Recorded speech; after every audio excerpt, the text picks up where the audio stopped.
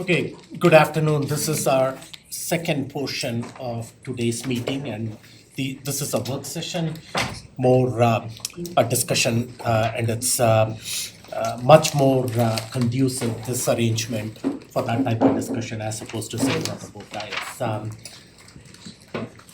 Welcome, the time is 6:05 p.m. and in attendance are all six board directors in person, and Director Jurgensen is joining us remotely. The first item on the agenda is legislative report, and we have Ms. Amy Atwood joining us in person this time because the legislative session is done for the year. So thank you for joining us in person. She sent the board the end of the session update, which is posted on board docs for the community to review as well. Hopefully, the board members also had an opportunity to take a look at that. With that, I'll first turn it over to you to give us a brief summary of what transpired in this legislative agenda, catch the board up on what transpired in the last couple of weeks, and then open it up for board discussion and questions as well. Great, sounds good, thank you. Amy Atwood, Atwood Public Affairs Contract Lobbyist with the district. And I hope you did see the end of session report that is also noted up here on the screen that I sent a couple weeks ago. The legislative session came to a close after 120 days, which is constitutional. It's always 120 days, and it finished on May 7th. We thought with the budget situation being $1.3 billion in the red going into session, there would be fewer bills. But in the end, the average number of bills were introduced at 733.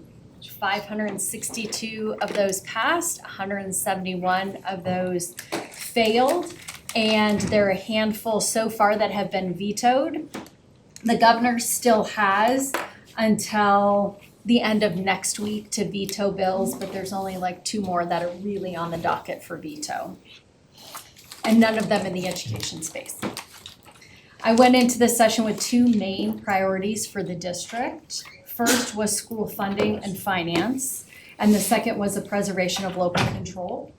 We made substantial progress in responsibly implementing the new school finance formula, overcoming considerable opposition to ensure equitable funding for our schools. Mike and Dr. Comfort's engagement throughout that process ensured that what we were being told was good for D11 actually was good for D11. And I just want to thank both of them again, that with the rapid texts and the emails and the can you look at these runs, can you please tell me, is this what it actually is doing?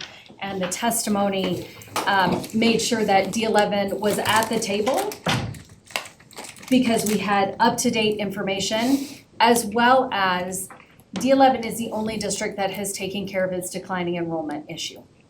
And that puts you at the forefront, and through testimony and through conversations, everyone knows that, and they also know that it can be done. So good job. I want you to hear that, not just from me, but from legislators as well, to know that it can be done. Second, we successfully advocated against measures that would limit local control over policies while preserving local values and educational focus. We continued our engagement with the Accountability Task Force, successfully advocating for the enactment of its recommendations into law while ensuring that none of the recommendations would impede D11's path to success. If you remember, there were 60 recommendations, then it went down to 30 recommendations. And then in the end, there were about 20 recommendations that came through in that legislation, none of which would impede what you are doing with the district. And that was so important because some of the conversations and during the negotiations and discussions would really have eroded that local control. The state budget drove most of the conversation at the Capitol this year. If you remember way back in October when I first presented, forward looking into what the 25 session would look like, it was all about the budget. We were hit with some serious warnings about the state budget. The message was clear that funding for new programs was extremely tight, and legislators were strongly discouraged from introducing bills that required additional resources. Despite that, by the end of the session, quite a few bills that needed additional funding did pass. Surprisingly, the 25-26 budget actually grew compared to the 24-25 budget, with increased allocations for Medicaid, K-12, early childhood, courts and corrections, and some other programs. So although we went in the red with $1.3 billion, there was still more funding in the end that could be spent. Rather than relying heavily on cuts, the Joint Budget Committee and Legislature took a strategic approach. They reallocated funds within the budget, scaling back certain programs to maintain or boost spending in others. When you look at the overall numbers, it's clear that cuts were not the primary tool this year for balancing the budget. Shifting resources was the real game changer. And looking ahead to the 26-27 budget cycle, because now, of course, we're like on to the next year. The impact of this year's resource shifting strategy remains uncertain. Did it work? And with reallocations, will those reallocations prove effective and helping for the 26-27 budget? So what did they do this year? Did it really help? And are those tactics that they can use again, or are they really going to have to look at cuts? They like to call it targeted reallocations. Some people call those cuts. So we'll see what they do to protect core programs. We do know that education K-12 funding is a core program. It is a top priority. It was not cut this year. There was more money put into K-12 education. It wasn't just held flat. We were just hoping, if you remember, that we would be held flat. And we did see more money go into education. In the Senate, they added a provision that actually sweeps some money into the School Finance Act, about $230 million. It's called the Kids Matter Fund, and it's in statute, so it can change, but that sweeps $230 million, which really covers the budget stabilization factor. So the idea that would we need to have the BS factor again? We didn't have it last year. We're not having it this year. Next year, they feel that they've taken care of it with this automatic sweep. So we'll see how dire this situation is. But the Joint Budget Committee structurally is really trying to look at how to keep K-12 education whole, as well as with the implementation of the new School Finance Act.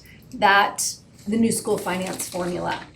That formula requires a lot of money over the next 7 years, and this is also a way to backfill that because it's about between $250 and $500 million needed more than is currently allocated. So they are looking ahead to seeing how can we keep education whole. Balancing future budgets, like I was saying, is definitely a discussion topic, as well as exploring additional revenue raising measures at the state level with voter approval. So you'll start hearing public discussion started happening last week. You might have heard some of those interviews with the Senate President and the Speaker of the House, looking at additional revenue raising measures. One is in particular in K-12 education, because if they raise money for K-12, it frees up money in the general fund. So, and K-12 plays well politically. So you'll start hearing more about that in the next 6 months. We are anticipating a special session after Labor Day to deal with the implementation of a 2024 artificial intelligence bill. There was an AI bill that was passed in 24 that implementation is January 1 of 2026, and there's some real struggle with if that can even be implemented. So we are expecting a special session on that. And depending on what happens at the federal level with whether it's K-12 funding, Medicaid, anything, anywhere the state gets funds from the feds, we may end up going into a special session in the fall to deal with that if it can't be dealt with in January. So AI is one they feel that they can't wait because implementation is January 1 to 26. They can't wait till session starts on the 7th or 8th. But some of the federal things that could happen, that could wait until January. So that's a very high-level, quick overview of what was in the report. I'm wondering, do you have any bill-specific questions or questions about? Director Backus. Funding for preschool has been a real issue. Where are we with that? So preschool continues to be funded. Fully funded? Fully funded. It is a priority of Governor Polis. So it is continued to be funded. How long that will last depends because it is eating into the general fund. So is another program, Healthy Schools for All. That is something that impacts your budget. And Healthy Schools for All has been funded through December. Fully funded through December. There will be a ballot measure asking if the excess revenues can be kept. If those excess revenues can be kept, if the voters say yes, then it will be fully funded through the whole school year. So that'll be a Taylor. Yep, and so that is definitely on the ballot. That was something that the legislature put on. When it comes to preschool, it is eating into the general fund, so that's a legislature question. And Governor Polis, keep in mind, only has one more year left. That's true.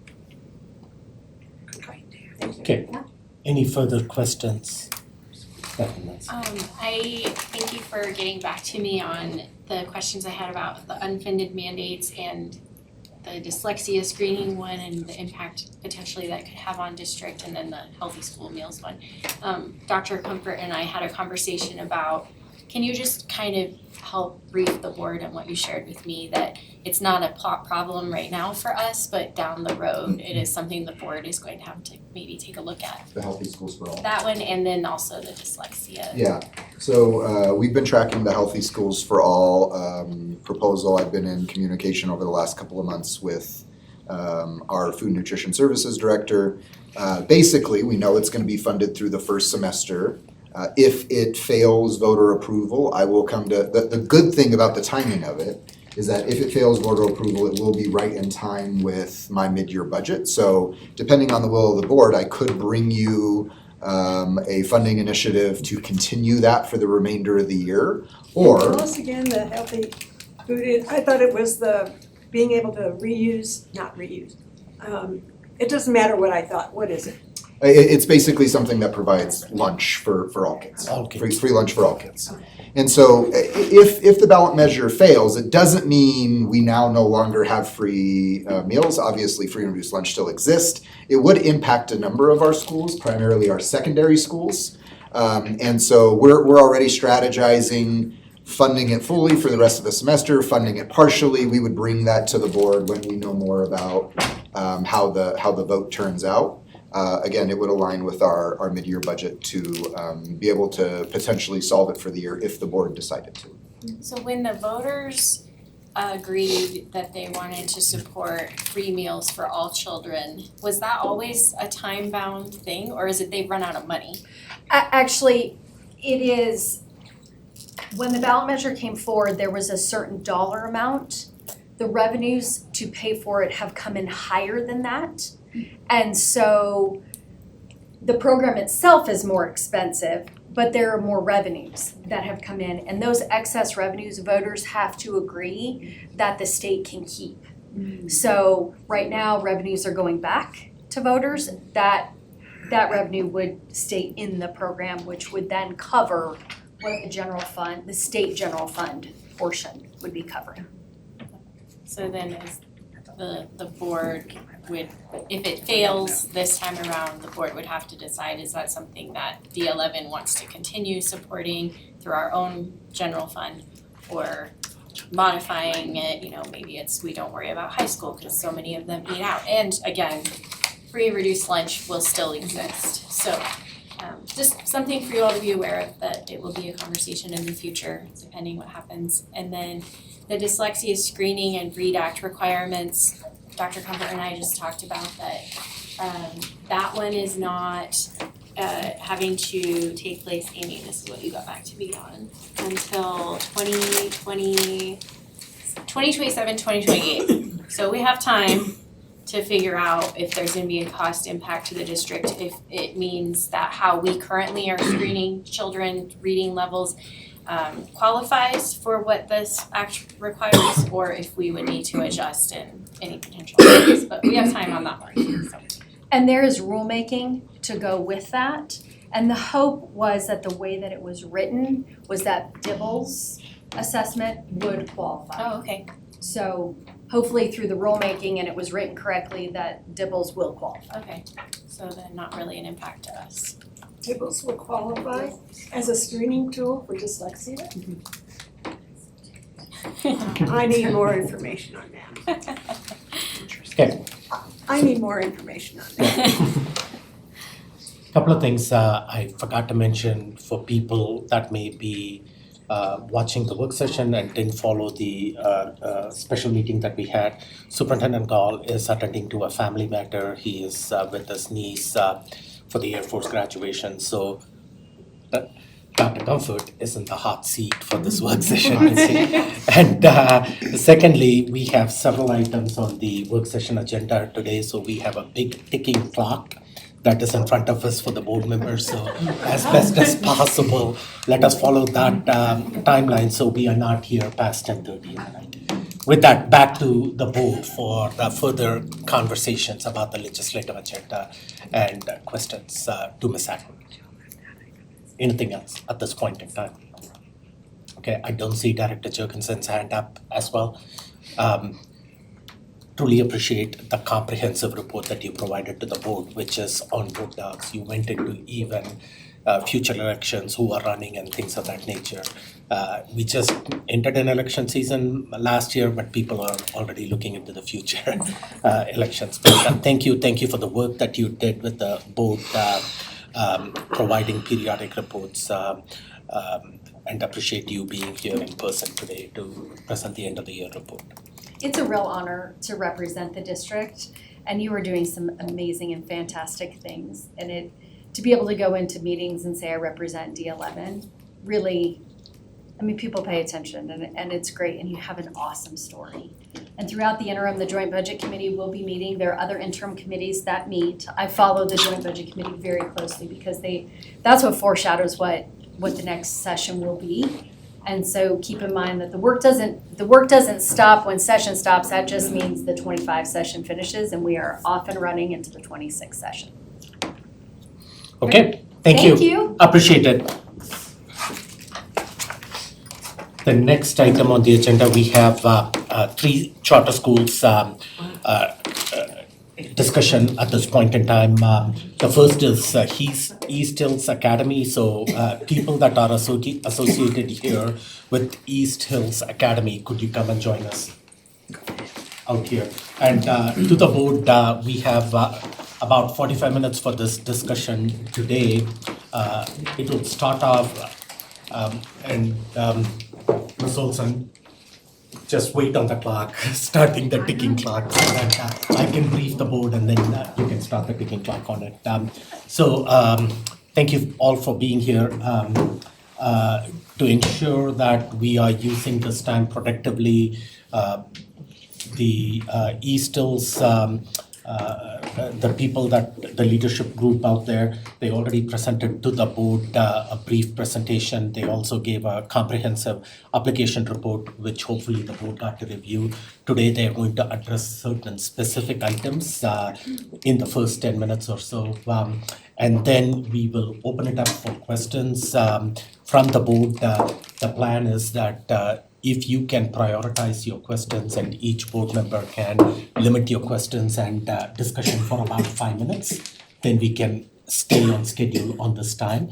If you have additional follow-up questions following this 45 minutes of discussion at this time. Now, some board members may not have any questions, so we can work within that time frame to get that all answered. And if you have any follow-up questions, then we can certainly have that answered. You can direct it to Superintendent Gall and his team. It will get answered before this comes as an action item in front of the board. next week. With that, I'm going to turn it over to Dr. Comfort first to set up the agenda item. Yeah, first want to do a couple of thank yous. I won't take too much of your time. 3 charter applications at the same time is something we're not used to. So I appreciate the board reviewing all of that information. Obviously, I appreciate the applicants. I do want to call out our Director of Choice and Enrollment, Mr. Kilroy. He's kind of facilitated this. What you have been provided is obviously the applications. You've seen some brief presentations. They'll have a few minutes to give any additional color or context before we do Q&A. We also have very comprehensive reviews from the District Accountability Committee. Ms. Stepanek is here. And so I want to say thank you to that. And also she's here with any specific questions. And then you also have a district application review. So we assemble our own team of district representatives. They go through their sections where they are content experts. All of that has been shared with you. The East Hills team is, I'm sorry, one other thing. All 3 of the charters that will come tonight did go through an additional interview yesterday with Mr. Kilroy and Tom Weston, our charter liaison. That was to answer any of those kind of remaining questions that we had to see if there was additional information. We can provide context on that if needed. But again, just want to say thank you to everybody for all of the time that goes in, and I'll turn it over to East Hills if they want to give any additional information before the board starts to ask questions. Especially thank you to the DAC, Ms. Stepanek, and all the people that served on this committee. The report that came out from you guys were comprehensive, and for you to do 3 charter school applications review, that was quite an undertaking, so thank you. To you, sir. All right, well, thank you. I'll continue with the thank yous. I'm very grateful to be here before you all today. Just growing up in D11, going to Palmer, this is home, and so it's a real honor to come full circle and be before you, and to be able to talk about this beautiful school with this wonderful team that I have with me. I have, I'm Dana Jamian, by the way. I know I introduced myself. I have Kat Hendricks and Shane Momber with me today. They're both board members. So yeah, very grateful to be here. I know I presented last week, but just to give a very high level overview and then opening up to questions. East Hills Academy is a school in the classical tradition, so that means we really focus on classical art, music, literature, poetry, studying the greatest works of art, history, and science over time and throughout the world. We also have a huge focus on character, but it doesn't end there. The reason we're opening East Hills Academy is because what I mentioned last, I guess 2 weeks ago or 3 weeks ago, is that there are a lot of children who don't actually get to access school choice because of scheduling or transportation barriers that their parents might have. I was fortunate that I had a mom who could take me to charter school, and I loved that school so much. That's why I spent my whole career in education. So and so we're here presenting East Hills Academy because I think that it could bring a huge benefit to D11. It could bring a huge benefit to the families that do want to be able to access school choice, who can't access it. I believe that, I know we've talked about D11, we were just talking about D11's enrollment going up. I believe that this would contribute to that. I know that a lot of families do leave D11. I was one of them when I was a child. But I think having an option like East Hills Academy will keep a lot of families in D11 and help with the enrollment. It will also attract families from outside of D11 as well. So I'm very grateful to be here, and I'm just happy to answer any questions you all might have. If you can talk specifically about the location for your school, what the plans are regarding this. Thank you. So we have been looking at the southern half of District 11. I grew up between Memorial Park and the Citadel Mall, so I was generally looking at that area, but real estate is hard to find there. So I have just been looking at the southern half of D11, ideally somewhere that's close to some major arteries so that the buses could go in different directions. We would just start with one bus. But then hoping to add one bus a year to be able to go to different parts of the district, depending on where the demand is. We have looked at, I guess to continue that, we have looked at several buildings over the last few months and continue to look at different options. But we haven't secured anything yet and are continuing to look.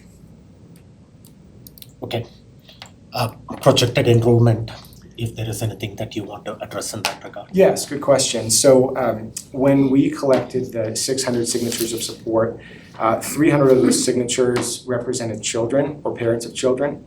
And then 100 of those were parents of children who would be age eligible to be able to attend East Hills Academy. So we have a couple different enrollment scenarios. We could either just start with kindergarten, and as I've listed, it was 88 students, or we could open up K3 with 22 students per class, K1, 2, and 3. K1, 2, and 3, that's right. And that also matches up with the signatures that we received. So the 100 families that signed, they actually fell pretty evenly between K1, 2, and 3. And so we would be able to open with that. So it all depends on where the enrollment falls through. We ideally would like to start small so that we can build a strong health culture and create a strong program. So that's what we're looking at, those two different scenarios, or something in between, right? Maybe 2 kindergarten classes, 2 first grade classes. Okay, thank you. I will open it up for the board for questions to the other charters that are in the audience. When you are addressing the board in your initial presentation, if you can talk about the location and your projected enrollment so that we have that general information before opening it up for questions at this time. We have 38 minutes, so try to prioritize the questions as best as possible. I know that some of you may have several questions, but try to prioritize the one that is of most significance to you. And at the end of this, if we have any time left, I will return back to you if a board member has used up their allotted time. With that, which board member would like to go first on this topic? I have a couple of questions. I think the first one is, you already referenced busing. Yes. So are you gonna bus to the district borders and then that's it? Or Well, are you planning to go over, which has already stopped one charter school from following through? yes, I was aware, I think you're referring to CELA. Yes, I was aware of that. I know that charter school institute schools can bus beyond borders, but D11 or district schools can't. Because I've been focusing on Southern D11, it's not a problem that I can't go beyond the border. If presented with the opportunity, I would welcome it, but I think we would have to get permission from other districts. I'm not sure how that process works.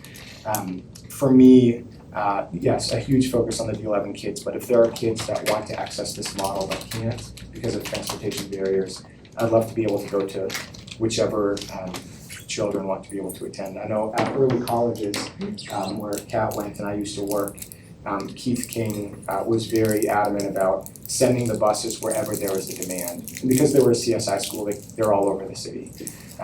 But I would at least start that approach here in D11, and then if any of the other districts are willing, or whatever that process would be, I would be very open to that. So just to go back then. Sure. You're not planning on busing across border with other districts at this time? Correct. You hope to seek? Yes, Okay. sorry, yes, that's correct. No, that's all right, I just wanted to bring it back Yeah, and yeah. make sure I understood. Reading the materials, I wanna tell you, we do have a K-8 charter school. You said we don't, we do. Oh, It's which- Academy for Advanced and Creative Learning. Okay, that's It's been K8. around for over a decade, so. All right, my just- apologies. That's okay. I was a founder of that school. Oh, you one were? of many, and so I'm like, Oh, wait, wrong this is person to wrong. write that to. So, just why would people come to your school? You're talking about, well, it's a charter, but we have a lot of schools. West will be a K-8 school. It's on the southwest side. But why? I mean, classical education, great teacher's character. Ideally, we as a district are supporting those things anyway. So to me, it's what makes it different? What's the niche? Or Yeah. just why?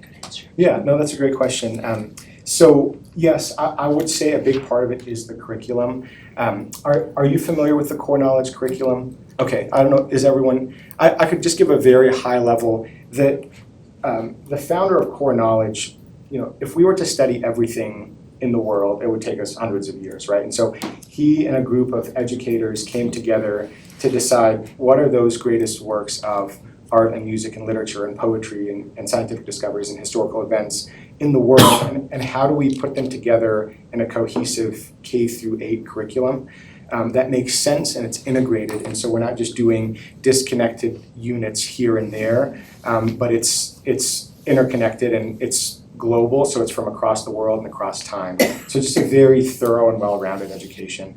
That's the education I received at the charter school I went to, and that's just what I believe in. I know at my previous school that I worked at, we also had that curriculum, and parents really enjoy that, and I think it really produces well-rounded children. So I think the curriculum is a huge part of it. And I would say, I know you mentioned it as well, but character is a very big part of it as well, because it's not just a box that we check, it's ingrained in everything that we do. I mean, even every job posting that I post, we talk about modeling character to students.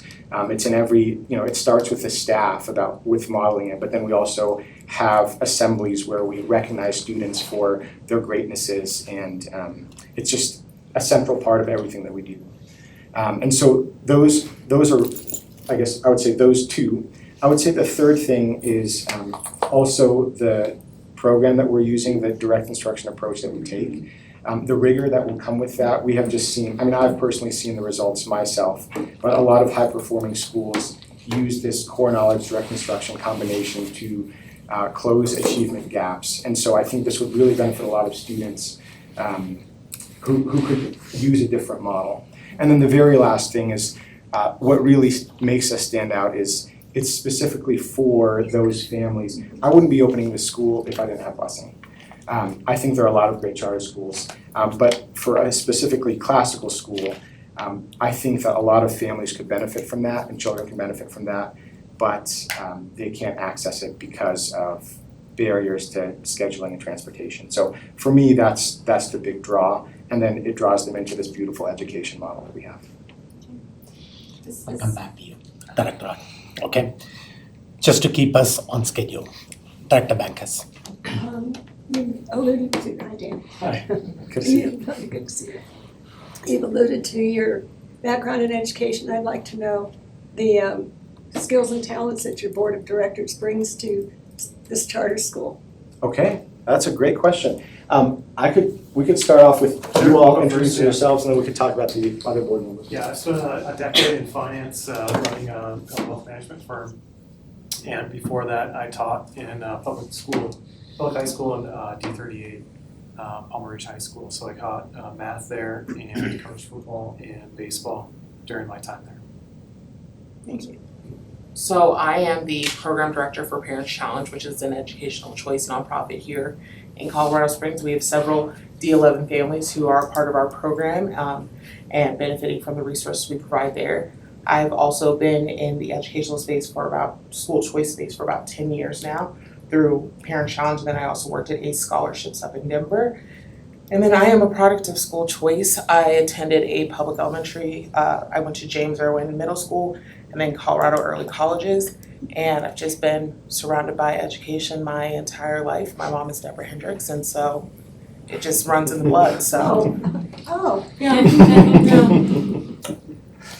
I guess while we're at it, since you know Pastor Laura and Dr. Mingo, do you want to introduce them as well, and I'll talk about Andy Barton? Yeah, absolutely. So Pastor Laura also she sits on is the current sitting president for Colorado Early Colleges, which started out here in the Springs and then has expanded to, I believe, 6 campuses across the state. And then, so she's just been active in education throughout her entire career, as well as being a pastor for a church on the southeast side. And then Dr. Mingo she is a fantastic professor. She teaches at Pikes Peak State College, and she has also just been involved in the educational space. She's one of the speakers that we bring in for Parents Challenge to provide different resources to our families, and has just been an advocate for education over the last 20 plus years of her career. Thank you. And then our fifth one, is Andy Barton. So he's the CEO of Catholic Charities of Southern Colorado. I actually originally met him because his children went to my school where I was a principal, and so I've known him for many years, but we recently reconnected. The reason we connected over this project is because Catholic Charities has a center at Hillside where it's not too far from where I grew up, right? And so that's the area of town that we were looking at launching East Hills Academy, and so we both wanted to serve an area that overlapped, and so we thought we would partner up. And so he just has a lot of experience in nonprofits. He's been on boards. He works directly with boards, and so between him, Kat, and Dr. Mingo and Laura, four of our five board members have vocations that directly affect South Central or Southeast Colorado Springs, and so we really wanted to target folks who cared about this part of town and wanted to see a new educational option there. Thank you. Dr. Bankus, you have an additional question? Okay, awesome. Anybody else? Dr. Nelson? Sure. I have just been reminding myself of the numbers, and you have several buckets of money that you're going to be tapping to sort of give you your startup costs. And so I guess I don't really have any questions. It makes sense, like the numbers that you say you're going to be gaining through donations or grants seem to add up to what it would cost for you to open, including transportation. That was the one that I was most curious about. Yes, yeah, it's expensive. Actually, just 90 minutes ago, I finished submitting a $2 million grant, one of the grants that's in there, to be able to pay for a new bus that has a wheelchair lift, and also hopefully I can get some AC for our summer session classes. Fingers crossed for that, but I should know by the end of the month. We've already received $250,000 from the Colorado Schools Fund, and that is a renewable grant, and so we expect to receive another $500,000 from them over the next 3 years. Okay. And I was reading that some of them you're waiting to receive the funds until you gain the approvals, which makes sense. But are you at risk of, if any of these don't come through, that you wouldn't have the funding to be able to open, like to pay for your staffing, for example? Yeah, that's a very good question. So I've probably done dozens of different scenarios with the budget. My brain, I probably dream about the budget, but Me too. yes, sometimes not in good ways. Yeah. And so, there are contingency scenarios. And there are a couple contingency scenarios here in the appendix as well for that. And so it all depends on which ones come through and which ones haven't. We have worked very hard to be thorough in this application, and so we're hopeful. But yes, if it doesn't come through, there are still scenarios where we'll be able to move forward. But in those scenarios, we would say maybe we're not buying a bus, but we're leasing a bus. There's Durham School Services. They do the busing for Woodland Park and also Atlas Prep. And so they have options to run our bus service either with our own buses or with their buses. So it costs more per year to use their buses, of course. But there are contingency plans for us to, maybe not have our dream furniture, but, have to look elsewhere. But yeah, there are ways for us to be able to make it work as a contingency if those grant funds don't come through. That's all I have. Thank you. Dr. Avery? Maybe you've already said this, having the curriculum that you use, character curriculum. Yes. Where does that come from? Yeah, that's a great question. So there's an organization called the Core Virtues Foundation. It's basically a 3-year cycle of core virtues. And I've used that in a previous school. But the nice thing about it is it gives a core virtue of the month. And then it's a 3-year cycle. So if you're at East Hills Academy from K through 8, you go through that 3-year cycle 3 times. And there are certain ones that pop up regularly. I believe each year begins with respect and responsibility in August. And so it's just, again, similar to core knowledge. It's a way that the core virtues are structured and intentional and then build upon each other. And so, when you're a kindergartner, respect and responsibility means something very different than when you're a fourth grader or when you're a seventh grader. And so that's one of the foundations. I would say the other part of character as well is, I don't know if you're all familiar with love and logic, but that's a very natural consequences way to deal with discipline. And so, it's not punitive, but it still holds students to account in a loving way, right? So it finds that balance between firmness and gentleness. But I've seen great results from that, and I know many families use it for parenting as well.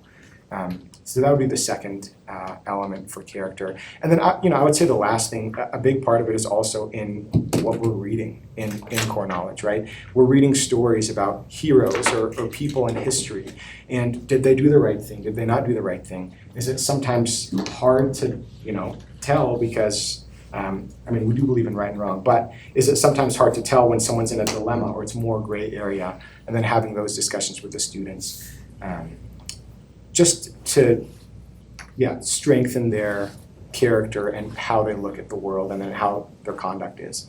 But I would say it really starts with the staff. If we're not modeling it, then everything that we're doing, goes to waste. Thank you. Director Jurgensen, do you have any questions if you're listening to this discussion at this time? I don't, thank you. Okay, so I've got a couple of questions, and then Director Art, you may have some time at the end. One of the questions that was addressed in the DAC report was how do you address or how do you take care of students with special needs, whether they are going to be gifted and talented students or students on IEP, and that was not adequately addressed in your application. So could you elaborate on that, on what specific plans you have? Yes, absolutely. When I started making the budget, the very first thing I committed to was I want East Hills Academy's student body to mirror D11's. So the proportions, right? So 58% FRL, 13% SPAD, 7% GT, 6% ML, 5% 504s, right? Obviously we can't make that happen, but if we're advertising broadly and we're very intentional to market and do outreach to all sorts of families and communities in D11 and in Southern D11, then I believe that we'll be able to get that student body that mirrors D11, so that there's not the stereotypical cherry picking of charter schools. And so from there, then I also selected ratios for GT, MLs, SPED, etc. And I think those are all on page, they're in the last section, maybe like page 115 or something like that. And so from that, then I backwards designed that into the budget of, okay, how many special education teachers do we need? In the budget, we have one in year 1, another in year 3, another in year 5. We hire special education paraprofessionals. And so, and then we also have stipended positions that will be licensed for gifted and talented and for ML, multilingual learners. And then the counselor and social worker will oversee the 504s. But we'll make sure all of those folks are trained. Ideally, we would hire them already trained, but make sure that they're up on their certifications. But the way that I've written out the budget is they do match the ratios for students with special needs. I could get really into the weeds about that, but I think it's all on, in the last 5 pages of the narrative itself. Okay, thank you. And the second question I had, you talked about projected enrollment and the people that have signed up for it and the commitments that you have.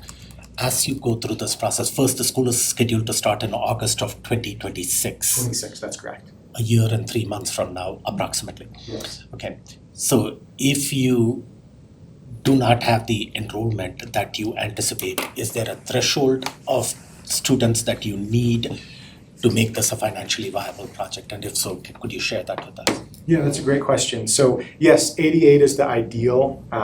But I did develop a contingency budget with 48 students. So 88 would be 4 classes of 22, 48 would be 2 classes of 24. We would be able to make it work with that model, and so let's say we just started with K1, 24 kindergarten, 24 first grade. I even made a scenario in here in the appendix where it can go as low as 35. I mean, that's bare bone. I mean, we would just be right at Tabor, and so we wouldn't want to get there. And then we also built in a very healthy contingency budget, 10% for 4 of the first 5 years, to be able to deal with lower than anticipated enrollment. But yeah, that is a very big question. My approach, and I'll learn from Keith King, is just shoot really high, and then if it doesn't work out, have a very strong contingency plan. But the contingency budget is in here as well, and again, I can get into the weeds, but I'm happy to answer any questions about that. Thank you for that information. I'm going to turn back to you, Director Art. You've got some time on the clock. Thank you. If you can give me 3 minutes to wrap up things in the end. You asked some of the questions I also had. Because there were, the DAC and the district shared concerns about the special education, the gifted, talented student tiered services, and intervention pathways. And when it came to budgets, the budget items for like McKinney-Vento Act compliance and supporting that. Are you taking those into consideration? Are you going to, I assume you're going to address them, but can you give us that feedback? Yes, yeah, for sure. Okay. So yeah, I will say, I did address a lot of the ratios for student populations in there. You did mention the tiered elements with gifted and talented. I know that they just came out with new regulations, I think in February, on gifted and talented. I am not well versed in those, so that is something that I will look into. I'll just say from my own, and then the other thing that is new to me is the McKinney-Vento. I'll just say that I'm not an expert in special education, but at my previous school, when I came in, there were very, very low percentages and proportions of special populations. And during my 4 years there, each of those subgroups grew over those 4 years. And I can, it's in the CARS report for CSCA, we could look it up. The only reason I'm saying that is because when students come to us with those needs, I will have people on my team who are experts in those, and then we figure out the funding with it, right? And so we've already allotted a lot of funding for these programs, and so I think McKinney-Vento is the only one that I hadn't. But I will look into that, and that's why I build in a very healthy 10% contingency for unforeseen events like that, for us to be able to fund them. But yeah, I would be committed to that because I'm committed to serving the same proportion as D11. If I might add, Director, if the board approves the application, we will still go through a contract negotiation. And part of that contract process will be a timeline with expectations. So there will be enrollment metrics that are a part of that. There will be things that weren't fully developed in the application because we're still 15 months away from opening that we will put in place to say, by this date, we should have a plan for McKinney-Vento. And so that's for any potential charter school, but we would have some follow-up expectation. And since you all did a lot of work and DAC did a lot of work finding any concerns, I'm sure that will be covered, and so I appreciate that, and I was just curious about general feedback and assurances that maybe from all of the charters that you've looked at that and considered what you need to address and have confidence that you can and will. So, For sure, yeah, that's fair. that. And so this is really a question for you, perhaps. They have down that they're going to have their independent auditor provide a financial audit by November 30th. That seemed late to me. It is late. Okay. Yeah, our So that timelines, might be and something that, again, that else. will be a contract component, a contract negotiation, Yep. because our audit is obviously due before that, and we would have to incorporate any charter school in the district's audit into our audit, so that will be kind of a standard practice that we negotiate with any either transfer or new charter application. Okay, I appreciate that, yeah, just so you know, we're like October 30th No, that's or good. something, it's really early.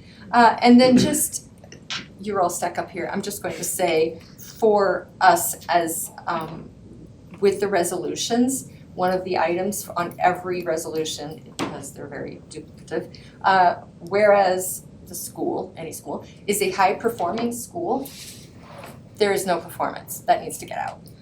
It aligns with D11's portfolio, okay, and is an operationally strong program, unproven. It can be a strong application if you want, but I think we need to revisit our resolutions when it comes to what we're saying, since we can't really make those claims. Sure, understood. Not that you won't be a high-performing school, okay, sounds like you've got a great application, well-developed, and yay, but you're not there yet, so, alright, that's it, thank you. Thank you for the feedback.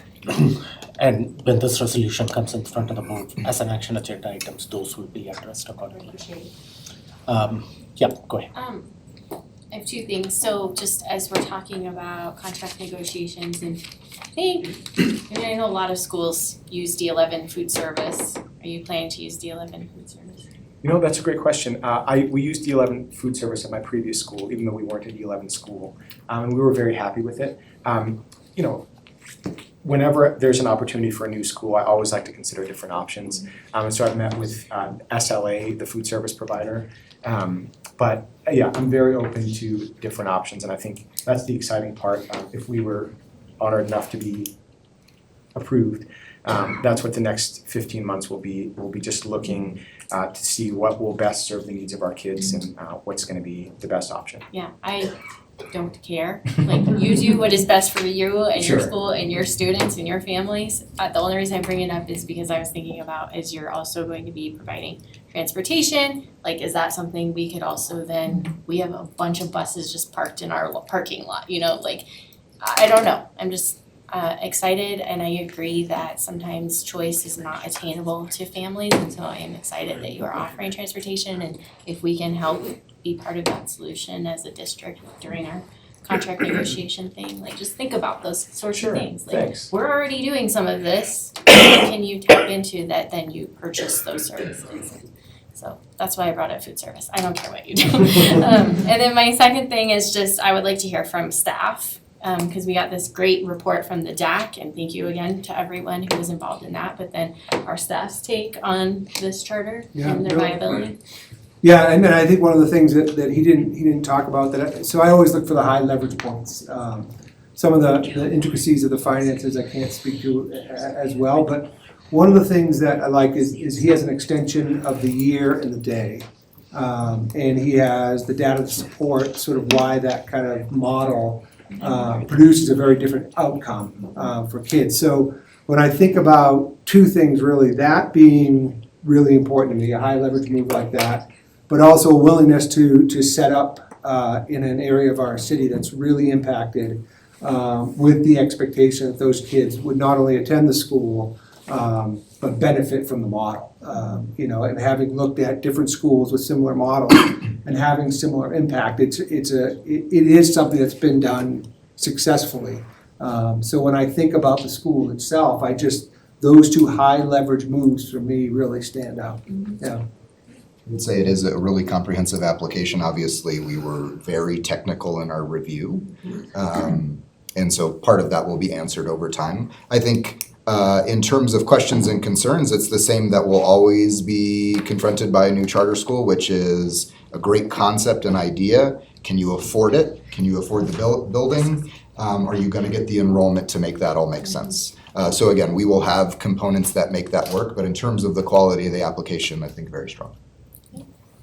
So just for the community's awareness and the board's awareness, there are two reports that have been attached to each one of the charter schools.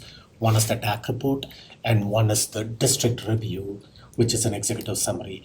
And East Hills, in both of those reports, got a recommendation or a rating of fully developed. The district said that their application received an overall recommendation of fully developed. And when you look at the DAC report as well, predominantly you're fully developed. There was one in between out there, the budget and which are the questions I ended up asking you on. So looks like it's a fully developed application. It's like a phone book from the 80s out there. So, but thank you for coming and presenting it. Board, if you have any additional follow-up questions, if you can direct it to Superintendent Gall in the next couple of days so that the district can get the answers in a timely manner and present it to the entire board probably by early next week so you can be prepared to vote on it on Wednesday. is there anything that was missing that you need from East Hills at this point in time to help you make the decision? Okay, so there is nothing at this time. According to state statutes, there are only certain reasons where the district, in this case, District 11, can reject a charter school application. And I've got some of those reasons in front of me. I'm happy to share that with the board so you also know what is the background on. And I'm looking at like it's got to have the application requirements were not adequately met. They have an educational program that is unsound, financial instability, lack of community support, inadequate plan for serving all students. So there is a bunch of reasons for which we can, as a board, reject this application, but it's got to be based on those rationale as opposed to arbitrary reasons that we don't like what Dan is wearing today.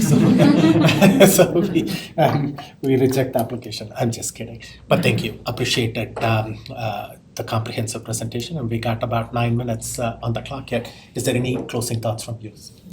Okay, thank you. Thank you for the board members that are present as well here.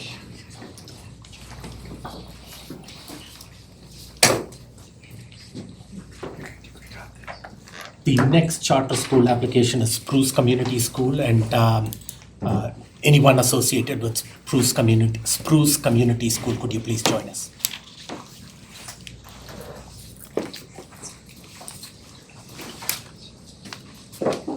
Thank you. By now, you kind of know the process as we go. You can start by introducing yourself and then give a brief presentation or an update as to what you specifically focusing on some of those issues, and then we'll open it up for board questions. Great. I want to start. I'm Lauren Kozowski, founder of Spruce Community School. I'm so grateful to be here with you all, and thank you to the DAC for just the comprehensive review. I mean, that's thousands of pages that in a very short period of time. I'm so grateful for the feedback to continue to improve and get better over time. I'll start by just allowing my board members and board chair to introduce themselves so you know who's at the table with you. Hi, my name is Elizabeth Domingue. I am president for the founding board. Happy to be here tonight. I have background in public education. I was a teacher, started as a special education teacher. I was an assistant principal, a principal, and superintendent. Now I'm at UCCS in the College of Education, and actually several of your teachers have been in the principal licensure program. So it's been great to be a part of that as well. So thank you for the opportunity. Appreciate your review and the feedback and the questions. And you were the superintendent at Manitou School? That's correct, yes. Okay, previously. Yes, Go ahead. previously. Good evening, I'm Peter Maduro, Vice Chair of the Founding Board. I grew up here in Colorado Springs, have two daughters who are both D11 students. I'm so proud D11 parent. I spent 16 years here in this community working in the nonprofit sector in the foundation where they manage nonprofits. I'm now in finance and delighted to be here to support more and Spruce Community Schools. Thanks for having us. And I can talk about our other board members later, but I first just want to say like why D11 and why specifically Spruce. And so there are so many reasons why D11. First, it's the district where I live. It's the district that we hope to raise our kids in. D11 is really in the heart of our city. The district's focus on exceptional educators, pioneering innovative learning models, and offering unique transformative educational experiences directly relates to Spruce's priorities.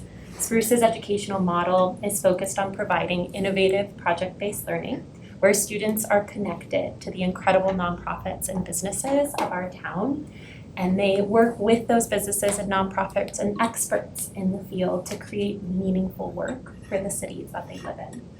This type of community-connected project-based learning is unique with not only within D11, but also just across the county. And so just as the legislative session alluded to, we want to continue to increase the enrollment in this district, and we think that this unique model will complement all that the district is offering and continue to increase enrollment.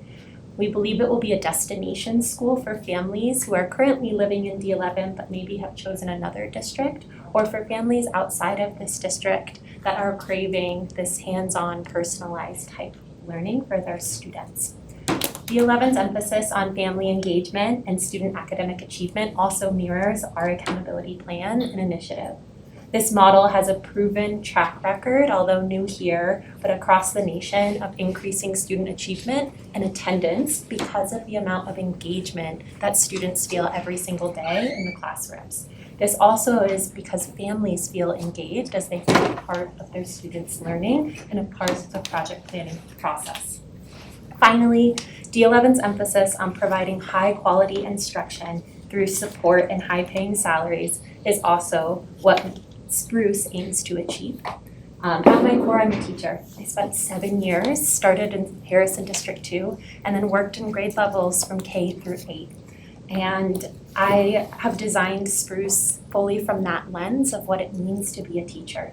Quality instruction is the single most important indicator for student achievement and family satisfaction. We invest heavily in professional development. Hi, good to see you. In professional development, training, and coaching. Teaching is really a craft, and it's honed over time through intentional effort. Our goal as a school is to honor that craft of teaching so that we can see the phenomenal outcomes that are already happening in D11 and continue that trajectory.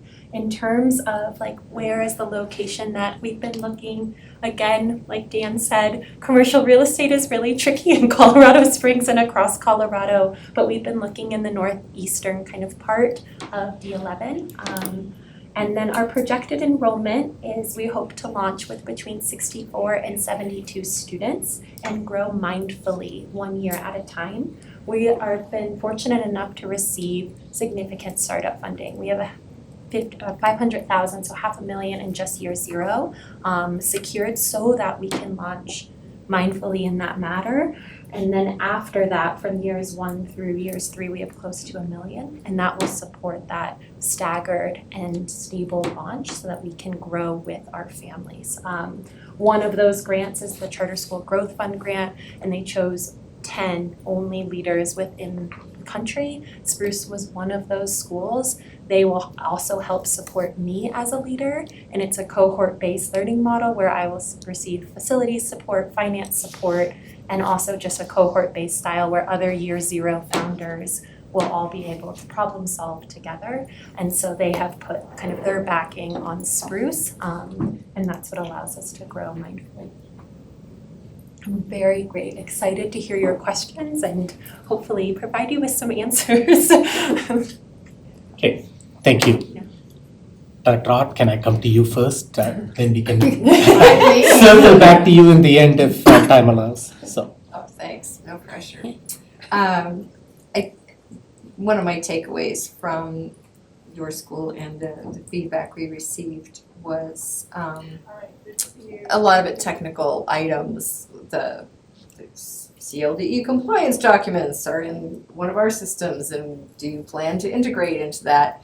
And that some of the concerns were the narrative and the budget were not consistent, and that's just a couple of really picky takeaways from the district review. So I guess perhaps you could just address how much you plan to align with the district in services and our technology. And I'll just leave it at that. I think our goal, like we are hoping to use Power School, is hoping to be a healthy partnership with the district if we're so lucky to be authorized to have conversations of what could food services or transportation look like in partnership, looking at your discipline model, mirroring that. I think most of my career has been in traditional public school education, and so it is our hope to really partner with the district and to think through those when during charter agreement conversations. That was it for them. Okay, who wants to go next? Dr. Bankus. You mentioned your discipline model. What is your discipline model? Yeah, our discipline model is mirroring that of D11. And so I just looked at D11 and it's really rooted on high expectations. Mm-hmm. We have small class sizes. That's really one of our key kind of, as Chris mentioned, leverage points. And so within small class sizes, teachers have the opportunity to really get to know both the families and the students that are within the classroom. And so with that, when teachers know that if there's really quality, high tier 1 instruction and then family engagement and parent investment, discipline matters are very, very low. And so that is kind of what we start with first, is clear expectations, consistent kind of procedures so that students know when they come into the classroom what to expect, and then they can meet those expectations by carrying relationships and knowing their peers and their teachers very, very well.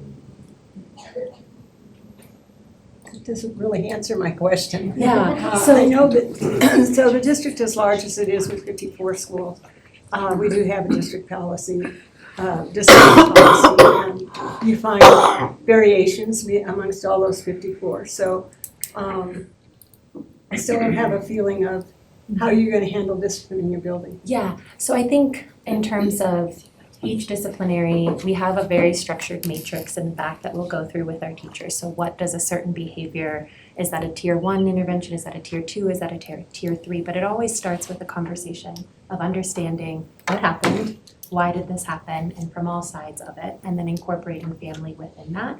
And then having students go through an understanding and a processing of what happened and why does it matter, and how, and most importantly, does it not happen again? And if there was harm done, how do we heal from that harm? And that can look like a lot of the important aspects of when we look at behaviors and interventions on that is how teachers model that for their kids. And so that is also coming back to our teachers of showing kids the process of how we regulate, of how we take a deep breath when we're overwhelmed, and then having students begin to practice that. And so a huge aspect of our model is in the whole child development, because projects require group work. And in group work every single day, especially projects where there's no necessarily right answer, it's very complex. And so what that means is every day we are tasked with solving very difficult problems. And so conflict may happen. And so every single day we get to practice, how do we resolve that conflict? How do we work together? How do we empathize? How do we work across differences and begin to understand? And so I think our model is in direct service to building those social skills and emotional intelligence that students need to navigate complex kind of problems and behaviors.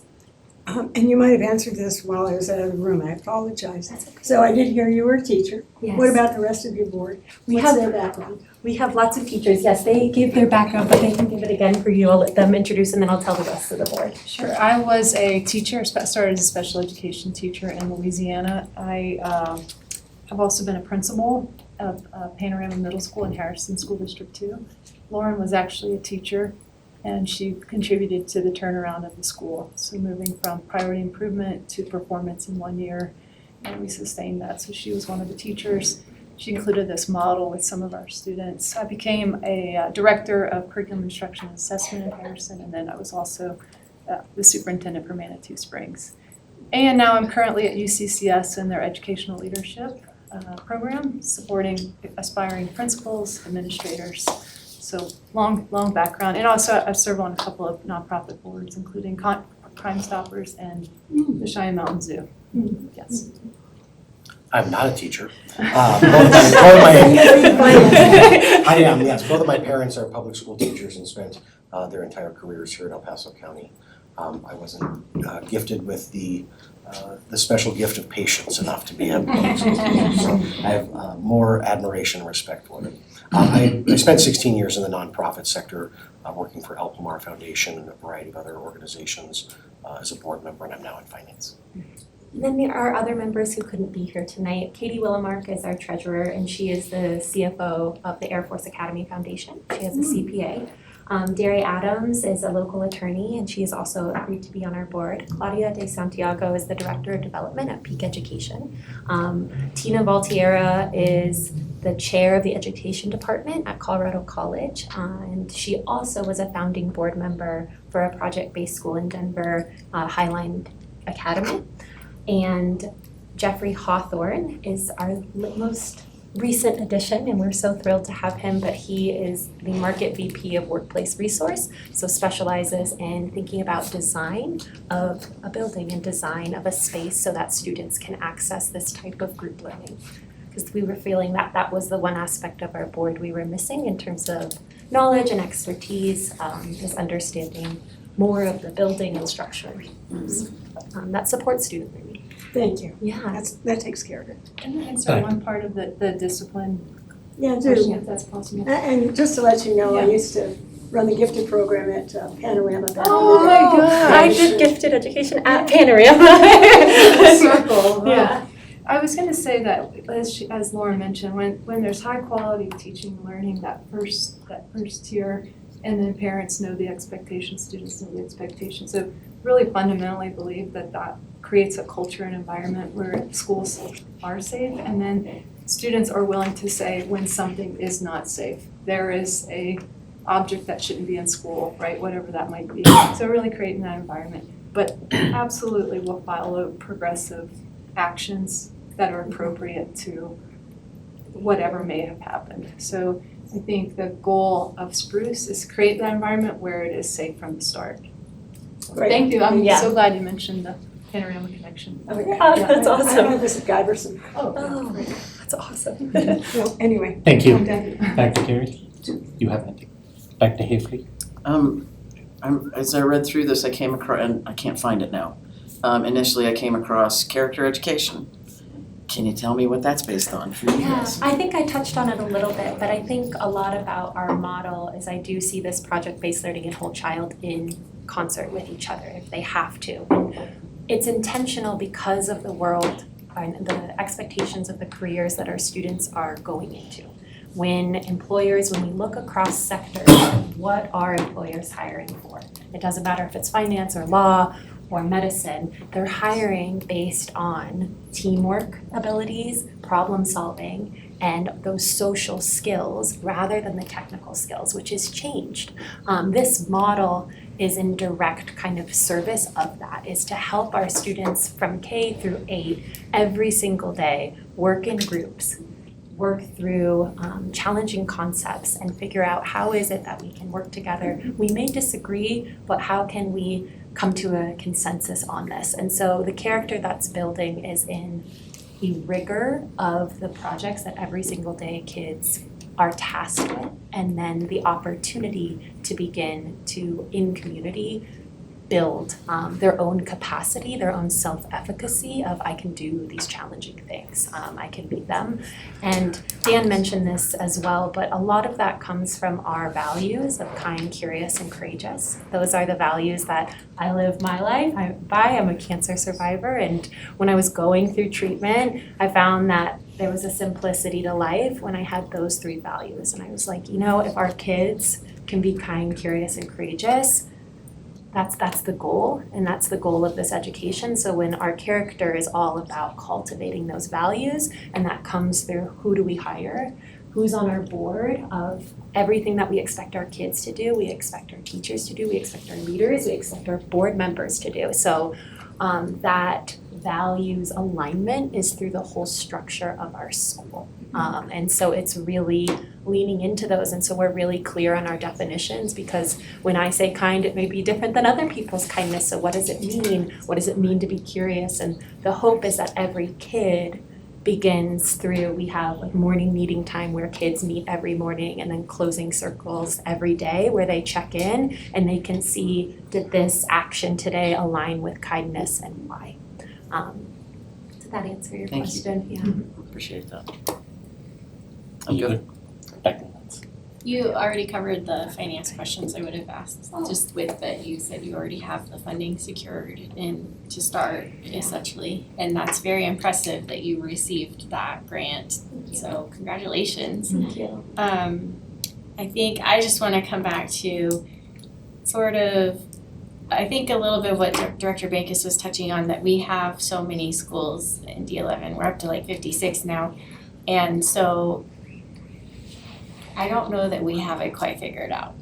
Maybe that's weird to say, but some of our schools do a really good job, but we also still hear that some of our schools are having behavior issues, or that children are coming back with lollipops after being at the principal. And so I think that is something we're still wanting to address as a board and looking at our policies and practices. So I just encourage you to not fully embrace what we're doing at all of our schools, because I'm not sure it's working at all of our schools. So maybe tap into the ones that we do hear that they've got it figured out. So just. Okay, yeah, I would speak to, I mean, I think, just to tie into what you're saying, is that all the research is showing these families want choices, right? So they're looking for a product that appeals to their family. So when you look at our schools out of the 56, you look at Bristol, you look at North, you look at Freedom, you look at Martinez, you look at Columbia, these are all either pathway schools or they have a model, right? And so their enrollment is stable or growing, right? So there's this move towards really wanting options, and Dan and Lauren's models are very different, for sure, very different. But the idea of a project-based school, some of our schools do it some of the time fairly well, right? So the idea of a product being offered out there, whether it's Dan's model or whether it's Lauren's model, is just another choice, because in the district we're seeing that the stable or increasing enrollment is happening at those schools that either have a pathway or a very distinct model like IB. So there's a lot to be said for that kind of diverse portfolio of choices. And I agree with you, there are schools that are trying to find their footing, and they do have dropping enrollment and performance and some behavior issues, yeah. So I think it's a good point. I'm just gonna add one to the discipline aspect of it, of just, I think a lot as a teacher of those proactive mindsets of what's causing the behavior to start. And there are many reasons that it may happen before a child even comes to school, right? That we're hungry or they had a bad car ride, that happens to all of us. And then sometimes it happens in class because they're not engaged. And I have that when I'm bored, I will wander or I won't be as present. And so this whole model is built on keeping students engaged based on work that they care about, work that they're passionate about, work that is directly pertaining to the world around them. And so that engagement is also another aspect that really matters in terms of behaviors in the classroom, because when we're working on something, we're coding something, we're building something, that's where my focus and energy is. And so that's, I think, one of the kind of, before we even hopefully hit the matrix, that's one of the really important baked in aspects of this model. Okay. Director Jurgensen, I don't see your hand up. I'm going to take that as you don't have any questions to ask. If you do, please raise your hand up. I'm all good, thank you. Okay, thank you. I'll come to you. A couple of questions, same thing that I asked previously. You have a clear plan to address gifted, talented students or special needs students. Yes. How to identify them and provide the education that they need. Yes. So we can start with GT because we have some experts in the room. Page 156 really clearly outlines like how identification works. But this model is actually like when we look at gifted education guidance, this is the model and that would best suit gifted education students is this project-based learning. And so Spruce follows all of CDE's like evidence-based identification guidelines using D11's established NGAT screener for second grade and COGAT for sixth grade as our universal screeners. Students scoring above the 95th percentile are automatically entered into gifted education programming with ALP development happening 30 days and a family meeting in 15 days from that. Beyond universal screeners, students can also qualify with a larger body of evidence, such as academic achievement scores on iReady, observations from teachers or families or work samples. And so then our model really supports students, yes, during project time, but also could be in extension time of where they are getting specific subject acceleration based on their ALP goals. And so that's kind of high level for gifted education. In terms of on the team, our head of K2 will receive gifted training. A stipend teacher position will serve as our gifted coordinator also with gifted training, and our general classroom teachers are all a part of the team that helps support our gifted students. In terms of special education, there's a kind of robust plan within here in terms of how we hope to ensure that all children thrive in our setting. And so our framework is intentionally designed to support all students through a multimodal learning opportunity. And so kinesthetically, auditory, and visually. That can be personalized to each unique brilliance of every child. And so in alignment with IDEA,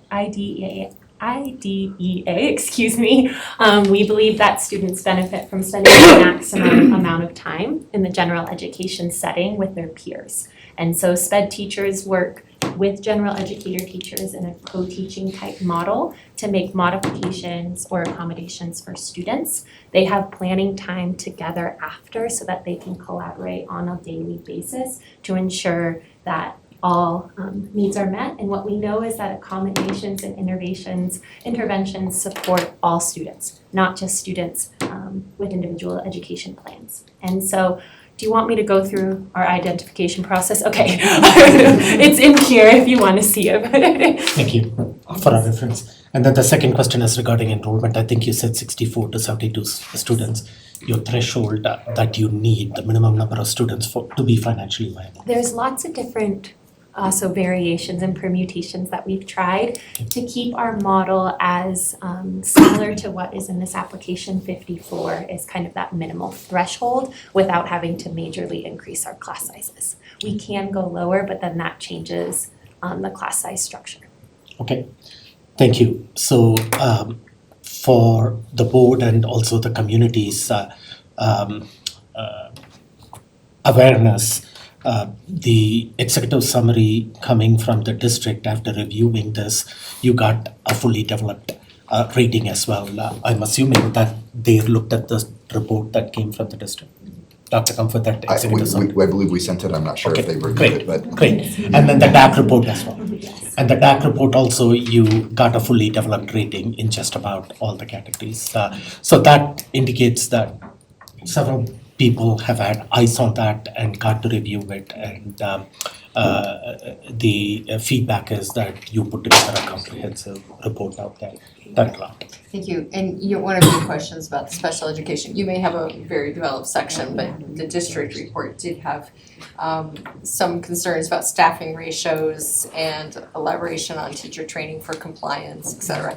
So just as long as you're aware of that, and we'll be addressing that. And of course, they're gonna come to you and say, if you want a contract, here's what you have to do anyway. Yeah. Then the other, one of the DAC's area of concerns, they did not see apparently a draft board member agreement or conflict of interest statements. Have you developed those? Yes, we Okay, have so it just them. didn't make it into the. There are a lot of appendices, so it's it's in our bylaws, and then we also have a separate conflict of interest Okay. policy that if we're lucky enough to be approved, all of our board members will individually review and sign that agreement. Okay, Yes. sounds good. And is there employee handbook draft in there as well? Okay. Yes. Thank you. If you don't have one, you can certainly come back to us. We got some experience in developing We do employee have an handbook. employee handbook in here. Thank you. We have both of those, yes. Each of, like you said, there are thousands of pages that had to be reviewed here from Yes. them to us from district, so appreciate the confirmation there. Yes. All right, no further. Okay, thank you. And like what Dr. Comfort said, my understanding is that if the board decides to approve you, it could be a conditional approval based on a timeline and what they require to meet by each of those timelines. Correct. Okay, thank you. Same thing as the previous one.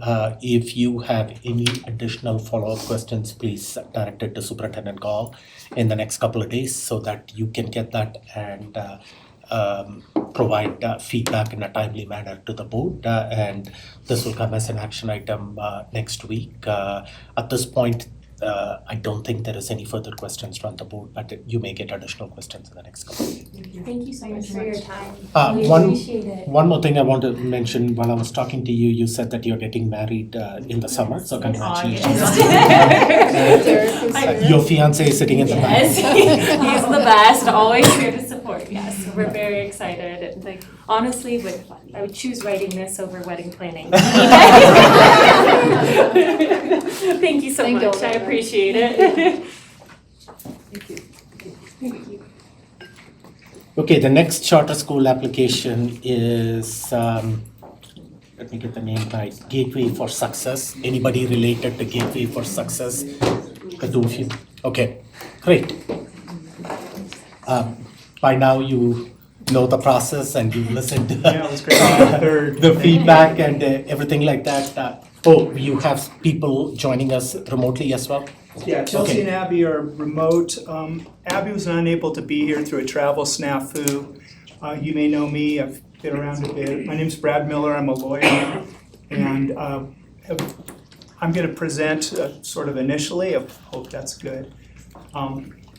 My story's not, I don't have a hard story, but my parents were hippies, and through a social justice impulse, I lived in Huntington Park, California, where my brother and I were the only blonde kids at my school.